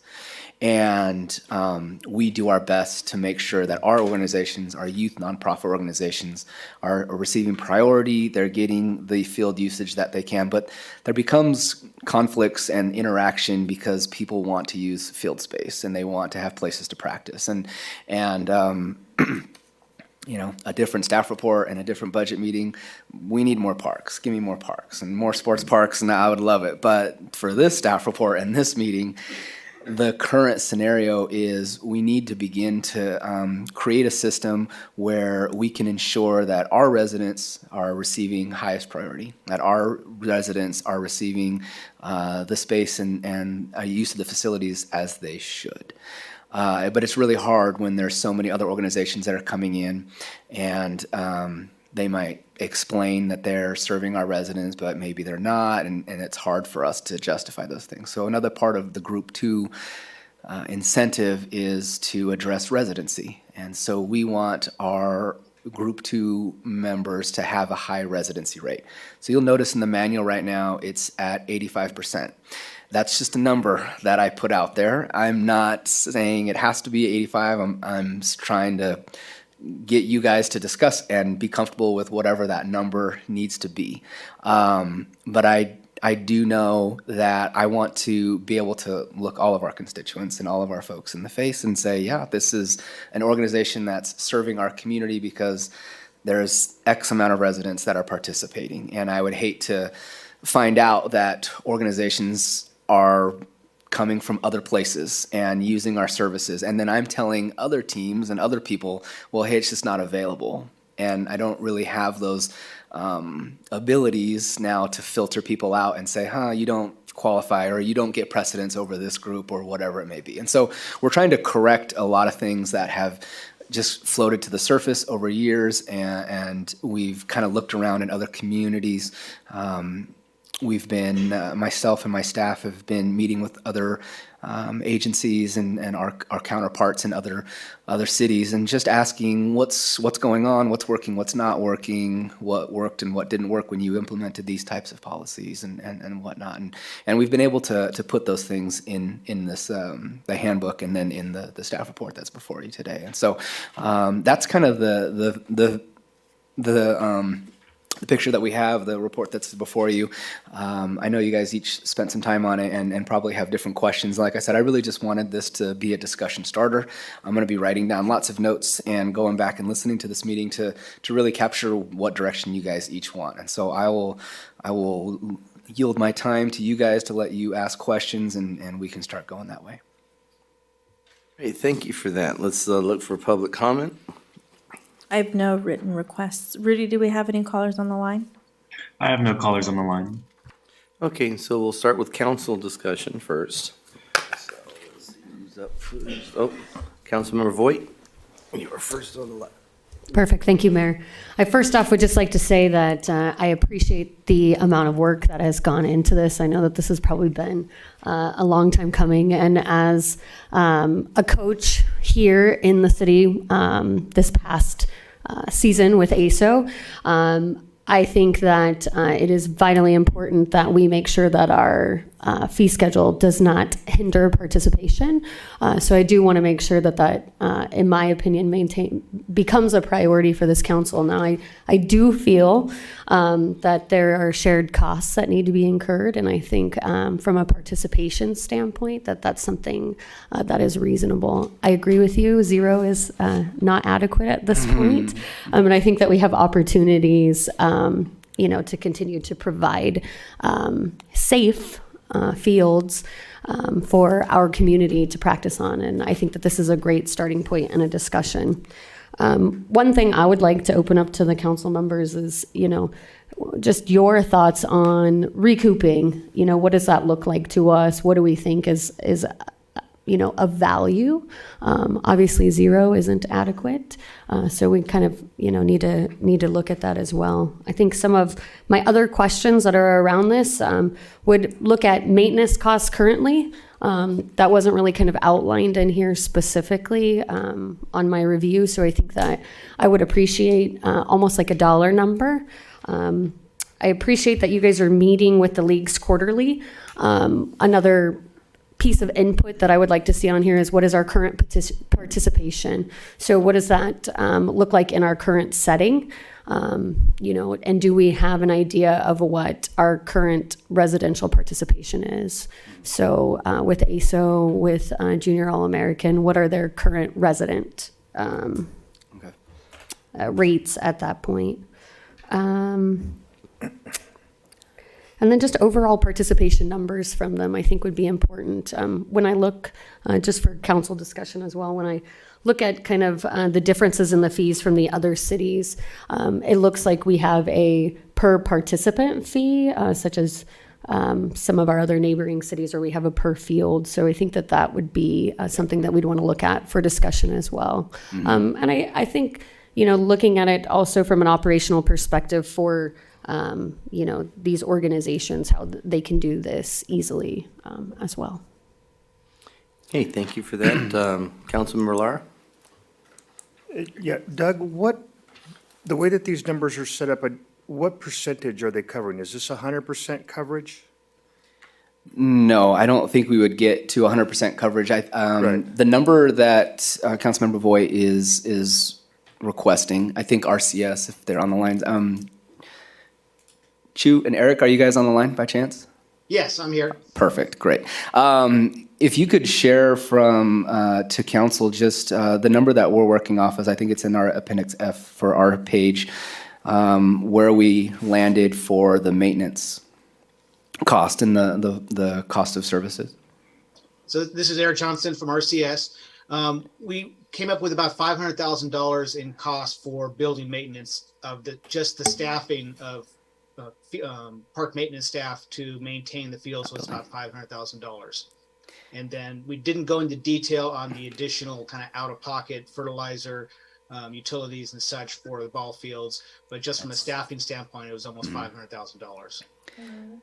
And so what we did was we took usable sports field space. And so we went through all of our parks and everything that would be considered a sports field. And so obviously the sports park comes to mind. And so that number doesn't necessarily just associate with the sports park, but it's all of our sports fields. So for example, if you live in Three Rings Ranch, they have that baseball field that's over there. Or Seneca has Palmer and Trevino parks, which have baseball fields in them. And so those we consider sports fields. Those are also fields that in our handbook policy are listed as reservable spaces for sports fields.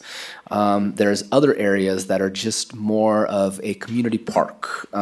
Could you play soccer at Wildflower Park? Yes, you could, because it's grass and it's flat, and you can do that if you want. But when we were looking at numbers, it was how do we maintain those specific used sports fields? And so we took the square footage and the acreage of all of those fields, and then we came up with, okay, what are the numbers of those specific areas? And we're using, everything from, like I mentioned, watering and utilities, but also our guys who are out there maintaining them, and any of the types of updates and upgrades that we need to do on an annual basis. That's a recurring cost. Those were the things that we tried to associate and throw into that number. And so when we landed at that number, that's our cost recovery goal, because that's what we came up as our number that we're trying to reach. And getting that high to a number, that would be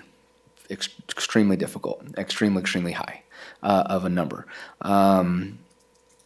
Making the adjustments on the facility side, if we turn that page to the facilities, I think we're much closer on there. And I do think that that's something that is more achievable, and our rates with a small adjustment, and we can go back with RCS, and I think that's part of our final conversation with them is kind of finalizing and tweaking those numbers if that's the direction that you want.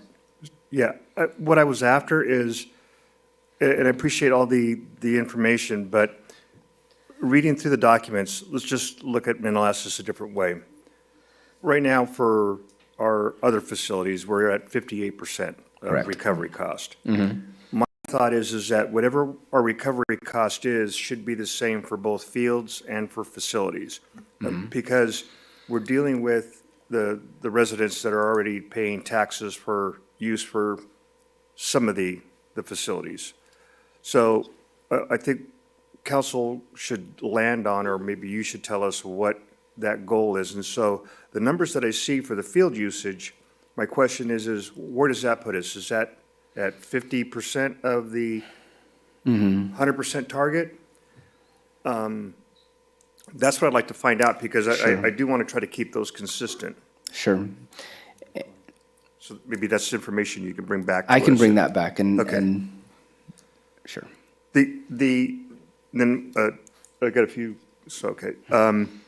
I like the 85% as far as determining city groups or city teams.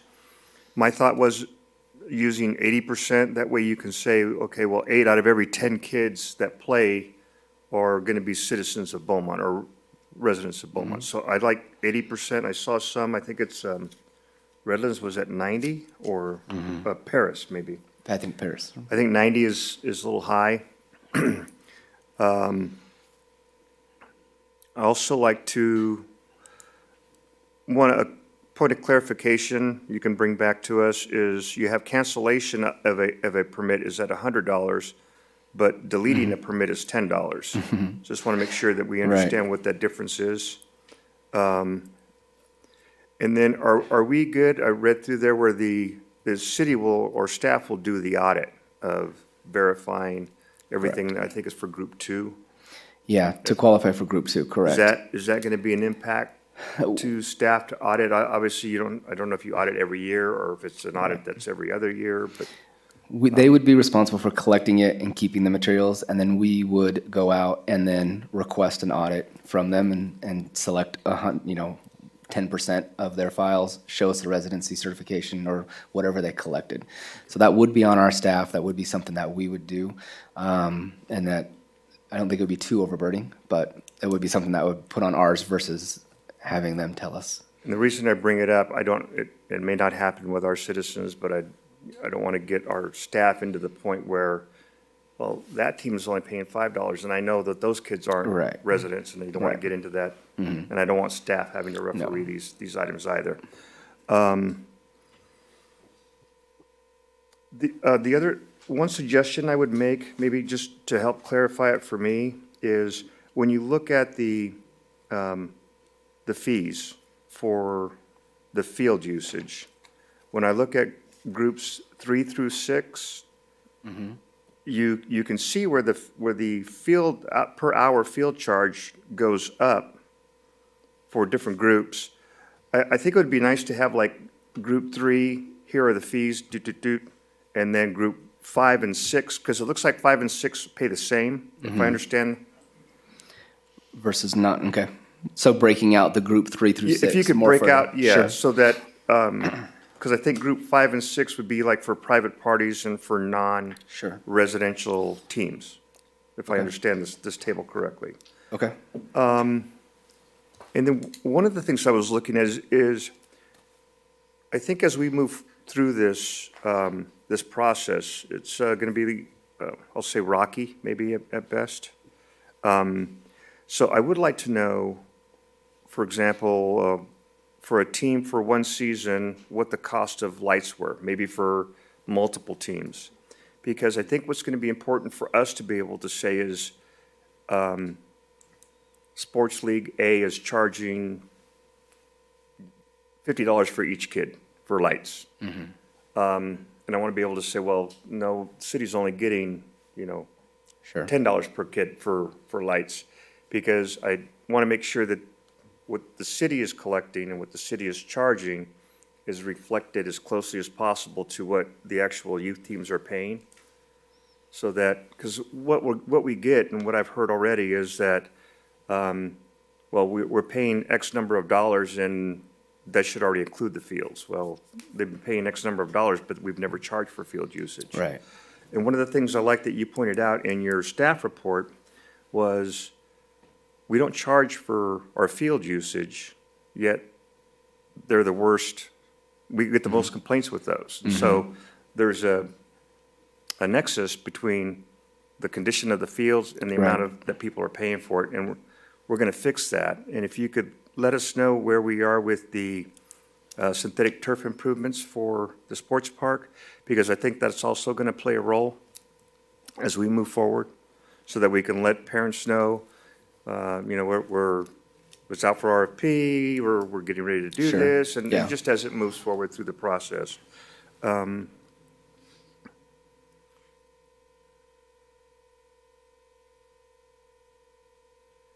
Also, I think what will happen, and I think this is more for the facilities, but a fee waiver process, that maybe staff can, okay, this club checks off these boxes, maybe there's 10 boxes, and if you check off 5 of them, it's an automatic waiver. Because I know some of the clubs actually have staff or kids that come and donate time to city events. And they'll put in for waivers, and that makes sense to me because you've got kids that are donating their time to help supplement our city staff on those, so. Does that make sense? And are you in lieu of, right now, the process is to bring it to council? Correct. And you're Right, talking, in lieu of bringing it to In lieu council, of- that way, there's a process that council agrees on that can be done, and it can be done quickly so that a group doesn't have to wait. Maybe it doesn't get on the agenda and they wait a month or Right. a month and a half. 'cause And- At the sometimes- staff level? Yes. you're But talking about that's- service clubs? Yes. Okay. Thank you. Yes. That's all I have for right now. Thank you very much. Okay. Okay, thank you. Mayor Pro Tem Finn? Yes, thank you. So I appreciate the comments that were made and agree with those and like to see what comes back. But what I wanted to bring up was the local residency. As a kid, young kid, lived in Hacienda Heights, but played flag football in Rowland Heights. And so I had to play in the neighboring city and don't remember why, if it was too many kids signed up or not enough parks, I don't remember all that. But how are our neighbors doing? Do they have the same problem with perhaps too many kids and not enough parks, that sort of thing? A thought of maybe tweaking that is maybe we keep the 85% requirement for Beaumont residents and our neighbors, Calamasa and Banning, but maybe with a minimum requirement of still a number of, maybe it's 60%. I'm just randomly throwing a number out there. 60%, we have the 85% requirement for pass area kids in a sense, with 60% being actual Beaumont residents or something like that. Just the thought is there might be some cross-pollination between neighbors, and so forth that, if we can help out our neighbor and their neighbor's got something going on too, that maybe it's a way to help raise the tide with our neighbors as well. I don't know if that's an existing problem. I don't know if Banning is short on fields and too many kids. It's just the thought that maybe if we have that open mentality that maybe as they grow and as Calamasa continues to grow, that we help each other out. So that's all I had for this evening. All right, thank you for all the comments. A couple of my comments here. So I like the 58%. I was kind of looking at a 60-40 myself, so that's kind of within that range.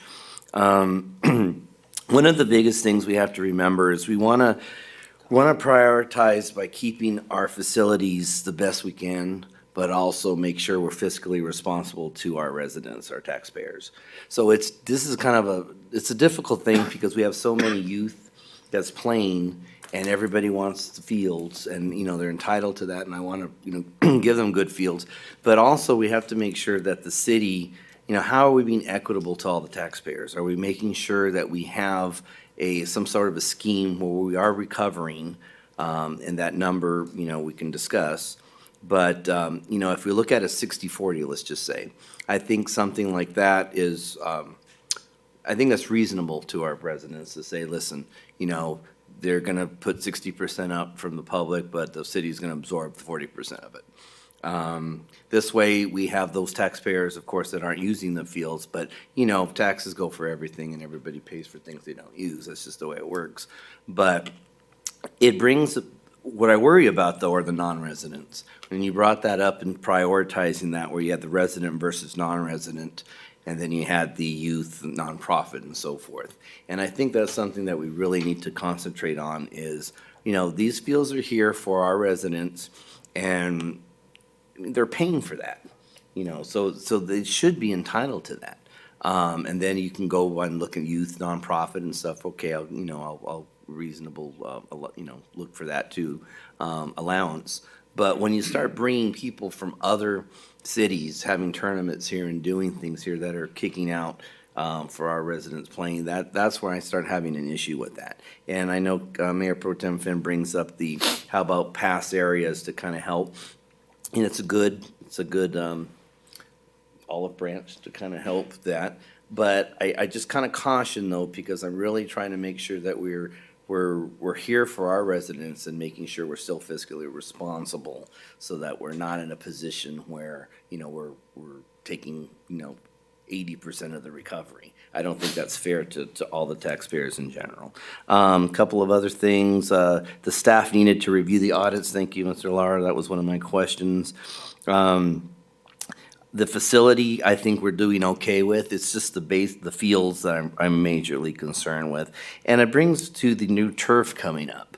Because when we look at this cost recovery, we're talking about staffing, but, you know, we haven't really talked about the maintenance and the watering and the wear and tear and all of that stuff. And that's really where my concern is, because that turf, and we talked about the turf as being, you know, that time frame that you need to replace it and all that kind of stuff. I want to make sure that when those start coming up, people are going to see this and they're going to want that premium, you know, area. And I want to make sure we have something in you know, in the works to help make sure it's equitable. So I like the fact that we want to prioritize our residents. I'm okay with the 85% or 80%, whatever we agree with, but I think it needs to be a higher number, because I think that's only fair and equitable for all, for at least for our residents.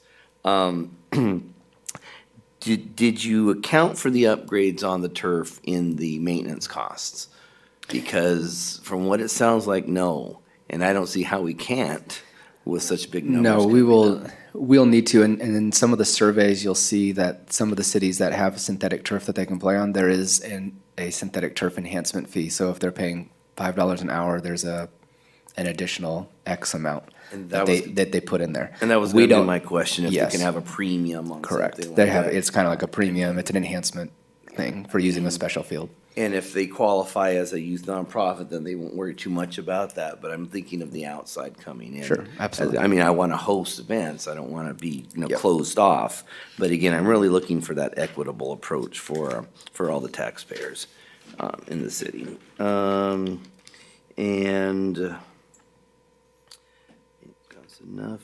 I think I'm good for now. Mr. Lara, thank you for having a lot of my questions answered.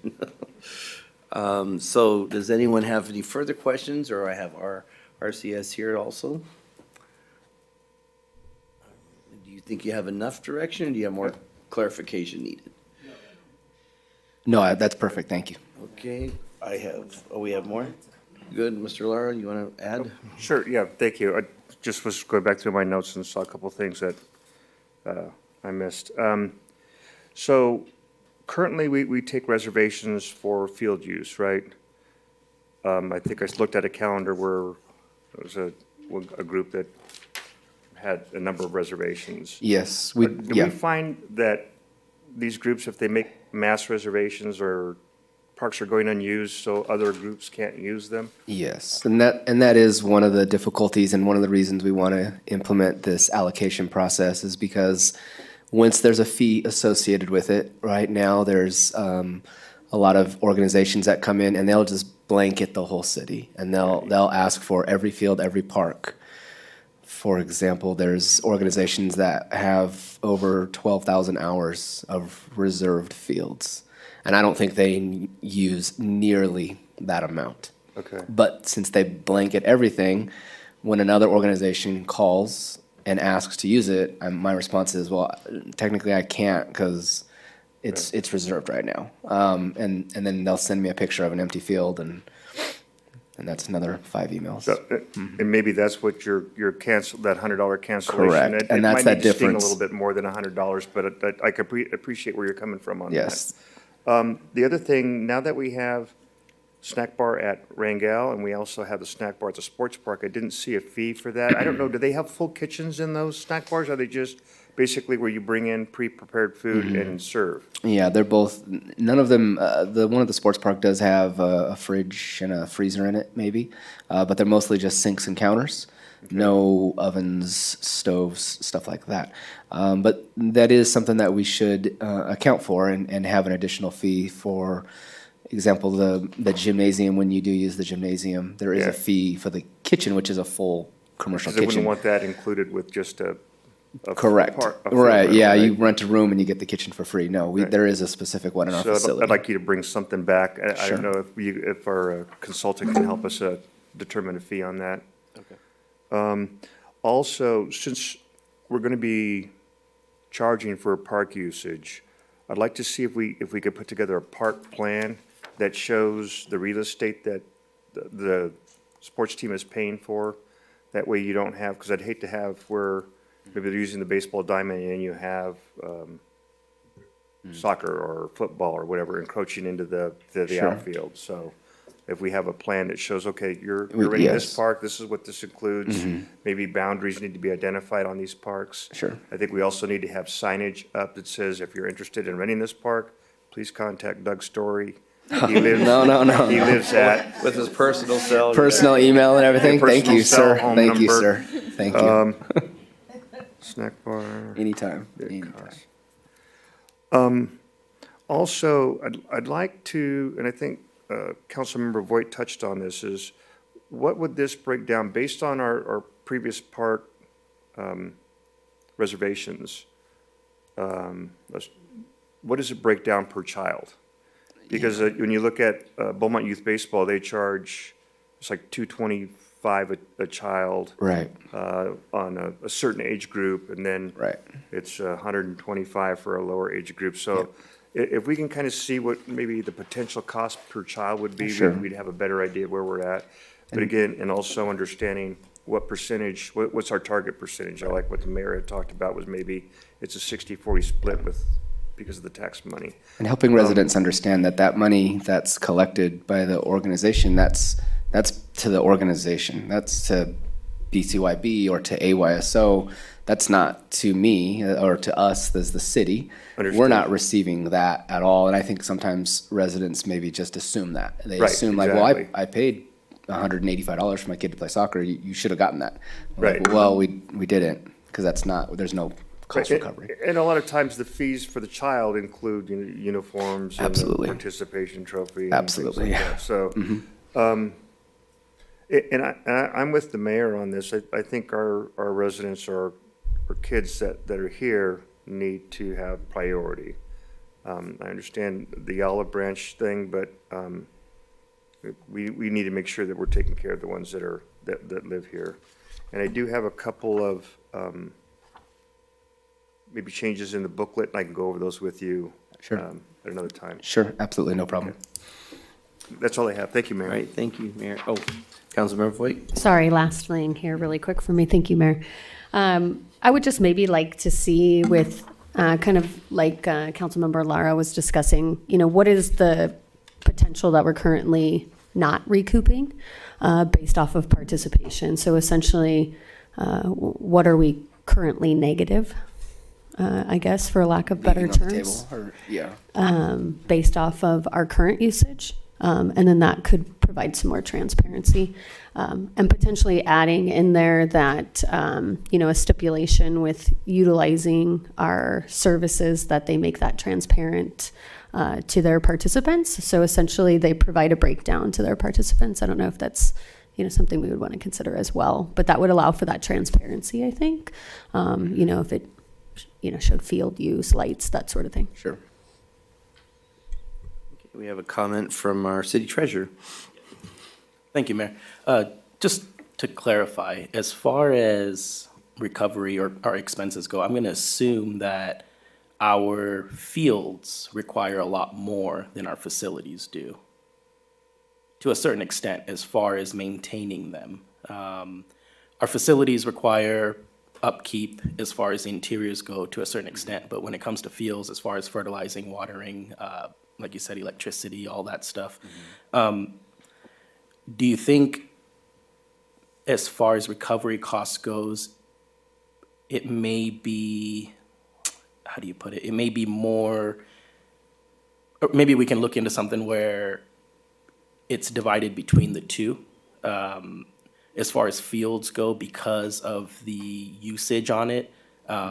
Because sometimes it may rain, whatever it may be. I think we're going to have a lot more expenses on our fields compared to, let's say, basketball indoors. And secondly, you were saying there may be an organization that comes in and kind of blankets all the fields, and they may not use 50% of it or whatever, and we may have a cancellation fee. But I feel like going into the future, maybe something to look at is that cancellation fee, plus there may be some repercussion to the other bookings in advance as well. Or, you book 1,200 hours and you only use 300, for example. At that point, I feel like there is a lot of field time going unused, and maybe instead of just having a basic fee, there should be some other, like I said, repercussion towards the other hours already booked in advance. Sure. Just my 2 cents, that's all. Thank you. I appreciate it. All right, thank you. Any other questions or discussion? All right, so we needed direction, and how do we feel? Copious notes? Very copious notes. Thank you, sir. Okay. All right, then. It asked for us to approve the handbook. Well, we can bring that back when Okay, we that's what I finalize was things. Not a problem. Okay, thank you then. So that brings us to item I-5, fiscal year 2021-2022 Annual Comprehensive Financial Report and Report of the Internal Control over Financial Reporting. Staff report, Jennifer, changed, tricked me. Oh, we're gonna be okay. Thank you, Ms. Leach. Yes. Well, good evening, Mayor and Council. So today is December 20th, 2022, and I'm presenting tonight the city's annual comprehensive financial report in 2022, which I believe is a first. So we're pretty excited. Yes. On November 28th, we presented along with our auditors the results of the fiscal year 22 ACFR to the Finance and Audit Committee. The audit resulted in no findings this year, so it shows how well the city has progressed in the last probably 5 years, that we had no findings and we've addressed and finalized any of the previous findings. So the Finance and Audit Committee recommended to move forward the final report to the City Council. And the recommended action is to receive and file the fiscal year 22 Annual Comprehensive Financial Report and associated reports. And I'd be happy to answer any questions you may have. We also have Rams on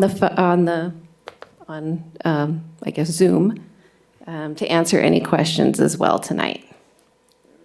Okay, thank you for that. Public comment? I have no written comments. Rudy, do we have any callers on the line? I have no callers on the line.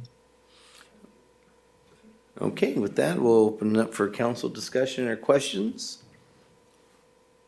Well, we're pretty good. Well, now, so just remind me, this is related to the award?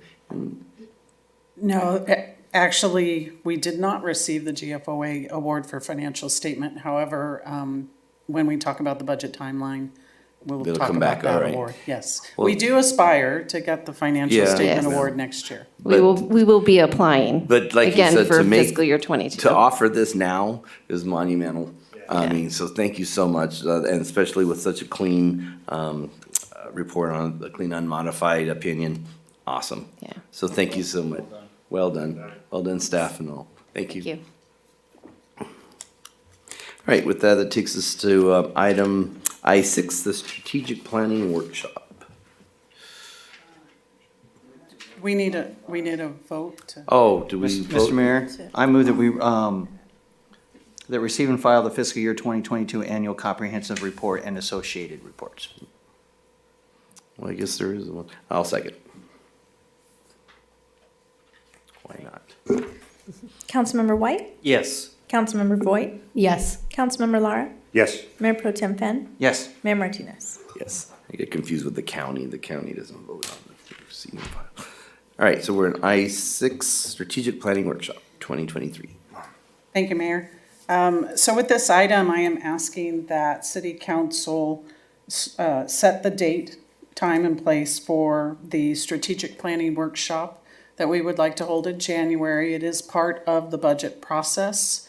It's a very important workshop where executive staff and City Council come together and talk about the future of the city, the direction, the priorities. And again, it is the official kickoff of the budget season. And so we're recommending that you set January 28th as the official workshop date. That is a Saturday. It will be all day, Clarify all day. roughly 8 to 5. Okay, thank you. Not that I wouldn't want to participate Saturday? more, but, you know, We'll feed you. I think that's 2 meals there, isn't it? Just We kidding. gotta do breakfast, lunch, and dinner, looks like. We will have a facilitator that will be joining us, and some of you have already met him. And this will be here at City Hall. We've actually reserved a room off-site to make it a little bit more comfortable. Okay. We want to make sure everybody's comfortable, so our brain is working in full steam. All right, very well. Do we have any conflicts with the date and times other than our Saturday? No, no Disney on Ice? We're good? All right. Okay, then. Looks like we're good with that for that date. January 28th from 8 to 5. And staff will remind us, correct? And, yeah. We'll send out a calendar invite. Okay. All right, are you, That is a public meeting, by the way.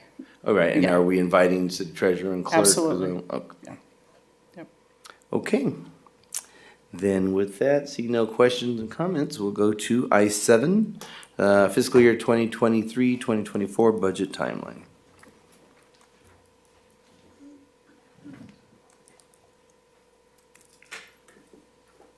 Jump the gun, sorry. Good evening, Mayor and Council. What I have for you today is fiscal year 2023-24 budget timeline. Every year, we have to prepare the operating budget and update the 5-year capital improvement plan. What this timeline does is it presents council and public the plan on the budget process. It gives you kind of an idea of what's happening and when, how the public can participate at the council meetings and workshops, and how we are going to make sure that city staff stays on task so that we are able to get our second GFOA Distinguished Budget Presentation Award. So we're looking to do that again this year and are excited to kick off this process. Timeline's been provided within the staff report, and we are looking for either file and receive or to provide input on the timeline. All right, thank you. Do we have public comment on this item? I have no written comments. Rudy, do we have any callers on the line? I have no callers on the line. All right, do I have any council discussion, questions, or I'll receive a motion to receive and file? Is that a motion or a question? I'll move to receive and file. All right, I'll second. Councilmember White? Yes. Councilmember Voigt? Yes. Councilmember Lara? Yes. Mayor Pro Tem Fenn? Yes. Mayor Martinez? yes. All right, we pulled item I-8, so we are now on item I-9, the approval of the city attorney invoices for the month of December. And because this matter involves my law firm, I'll recuse myself.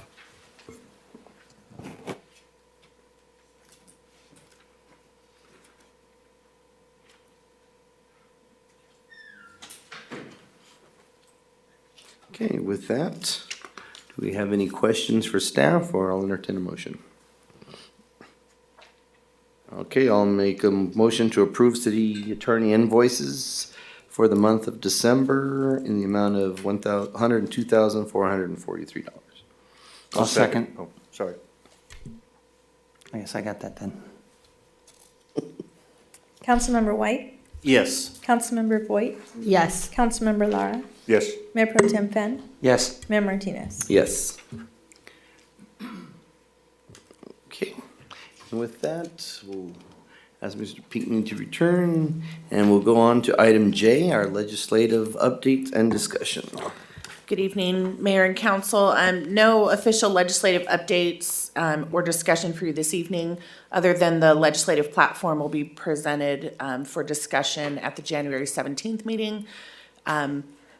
there was a reference earlier to SB 9 and SB 10, I think, from one of the applicants, and I just wanted to let Mayor and Council know that we are aware of those pieces of legislation. We have been, they have been approved, and we're looking at how that's going to affect our planning processes and whatnot. And so staff is aware and currently working on, how, if that's going to impact us. And we'll bring you back any information if there's anything significant. All right, thank you for that. Item K, Economic Development Update. There's no economic development report this evening. The Economic Development Committee was dark this month in December. Okay, thank you. Item L, City Treasurer Report. No report at this time. Thank you. Thank you. Item M, City Clerk Report. All right, thank you. Item N, City Attorney Report. I gave my report at the December 6th meeting for the month, and I have nothing to add to that at this time. Thank you. Item O, City Manager Report. Thank you, Mayor. A couple announcements. The housing element update has been fully certified by the state of California, so congratulations. Good job. There is no city council meeting January 3rd, just as a reminder. City Hall will be closed this Friday, Monday and Tuesday. We will be open Wednesday and Thursday, and then closed again the following Friday and the following Monday per the holiday schedule. So we will post that. We've asked our front counter employees to add it to their signature block on their email, just letting everybody know. So we will close this Thursday and not open again until next Wednesday. I want to bring up the chief. We have some good news, kind of an early holiday present for council. He has an update on our homeless. For those of you that have seen the chief's PowerPoint presentation, you'll recall some of the people, homeless individuals in our community, and how long they've been homeless and how many times they've been arrested. And so the chief's going to give an update on that. And before I turn it over to the chief, I just want to tell everybody happy holidays. It's been a pleasure working for you guys. Good evening, Mayor and Council. Just briefly, if you saw the PowerPoint, I only identified the homeless individuals by their first name. And so there was an individual that had the longest tenure in the city of Beaumont as a transient. Her name is Connie. And you would probably most likely see her directly on the west side of Yum Yum Donuts with her belongings. And so it took some work, but with the funds that you provided for our downtown homeless outreach, we use that for not only the overtime, but for our reunification platform to try to connect the homeless persons back to their family members. And so your officers contacted, we determined that Connie had some previous residency in Menifee. So we contacted Menifee, who had a contact in Colville, Washington, contacted Connie's sister, who said, I would love to reconnect with my sister, Connie. Can you get her up here? So we took some of the funds, bought a Greyhound bus ticket, and put her on the bus. And the officers, because they didn't know at the time that they could use some of the money to get her some food out of their pocket, they paid for a couple meals for her on the Greyhound. But we got her up to Colville, Washington on December 15th in time for Christmas. Her sister said she's going to take her in, and we hope it's a path to resiliency and a path forward for her. So that's a downtown success story. And then a quick one, we had a new homeless person named Shane who came in from Arizona. For one reason or another, ended up at the San Gregorio Hospital. We contacted him once the hospital released him.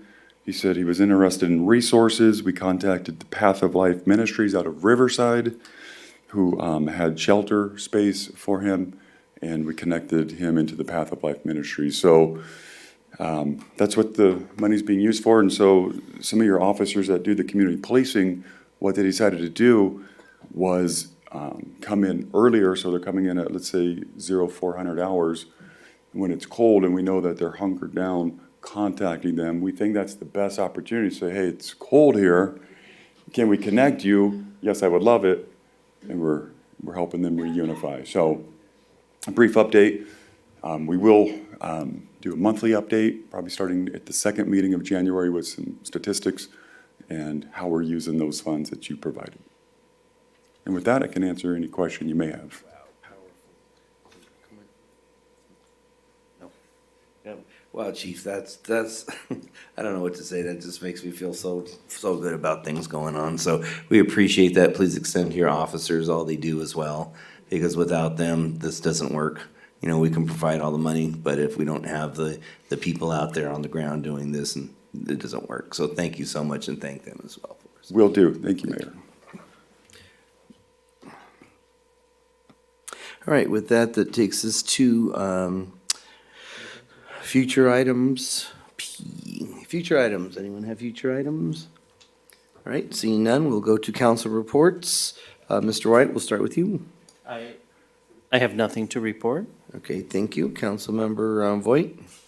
I would just like to, thank you, Mayor. I attended the Shop with a Cop on Saturday. I thought that was an excellent event that we were able to attend.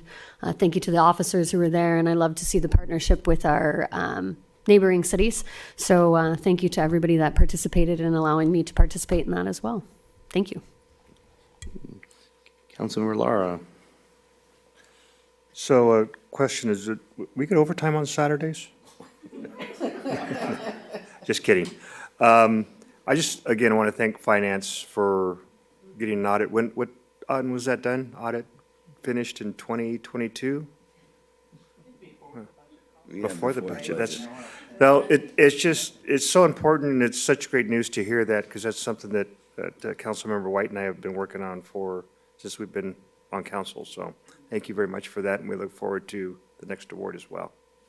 And Merry Christmas to all. Mayor Pro Tem Finn. Yes, thank you. I wanted to thank the city and staff for putting on the Holiday Light Parade. That was fun. My wife's perk with me being on the council is being able to be in a parade. And so it's always a lot of fun. And at the end, since we were in the front of it, we got off and we mingled amongst the crowd, and the community was very happy, and met a particular couple who had moved from Myrna Valley recently and was just delighted in how we still keep that small town feel here. And so it was well received. And then I had some youth in our church program walking the parade as well. They all had a good time. It was a really neat event. And I do have an announcement. I think it's been mentioned before, but as we're getting closer, I want to say it again. The City of Beaumont is hosting a Pass Area Veterans Expo. That will be Saturday, January 21st, here at City Hall from 10 to 1. And I've been asked to help out with that and been attending meetings, and I think I'm the MC for that. So hopefully I won't catch a cold like I did in the Veterans Parade. So that's my report for the evening. January 21st. January 21st. So we got 2 Saturdays in a row. Thank you, Mayor Pro Tem.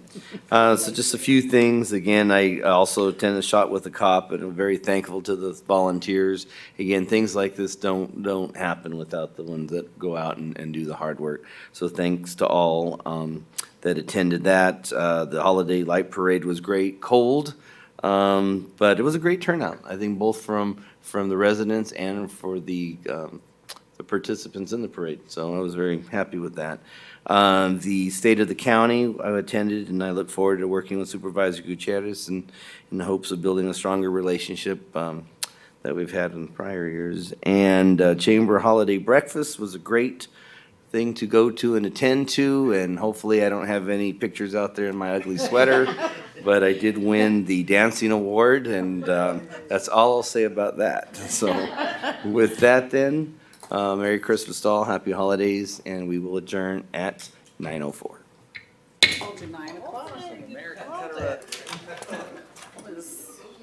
Right on.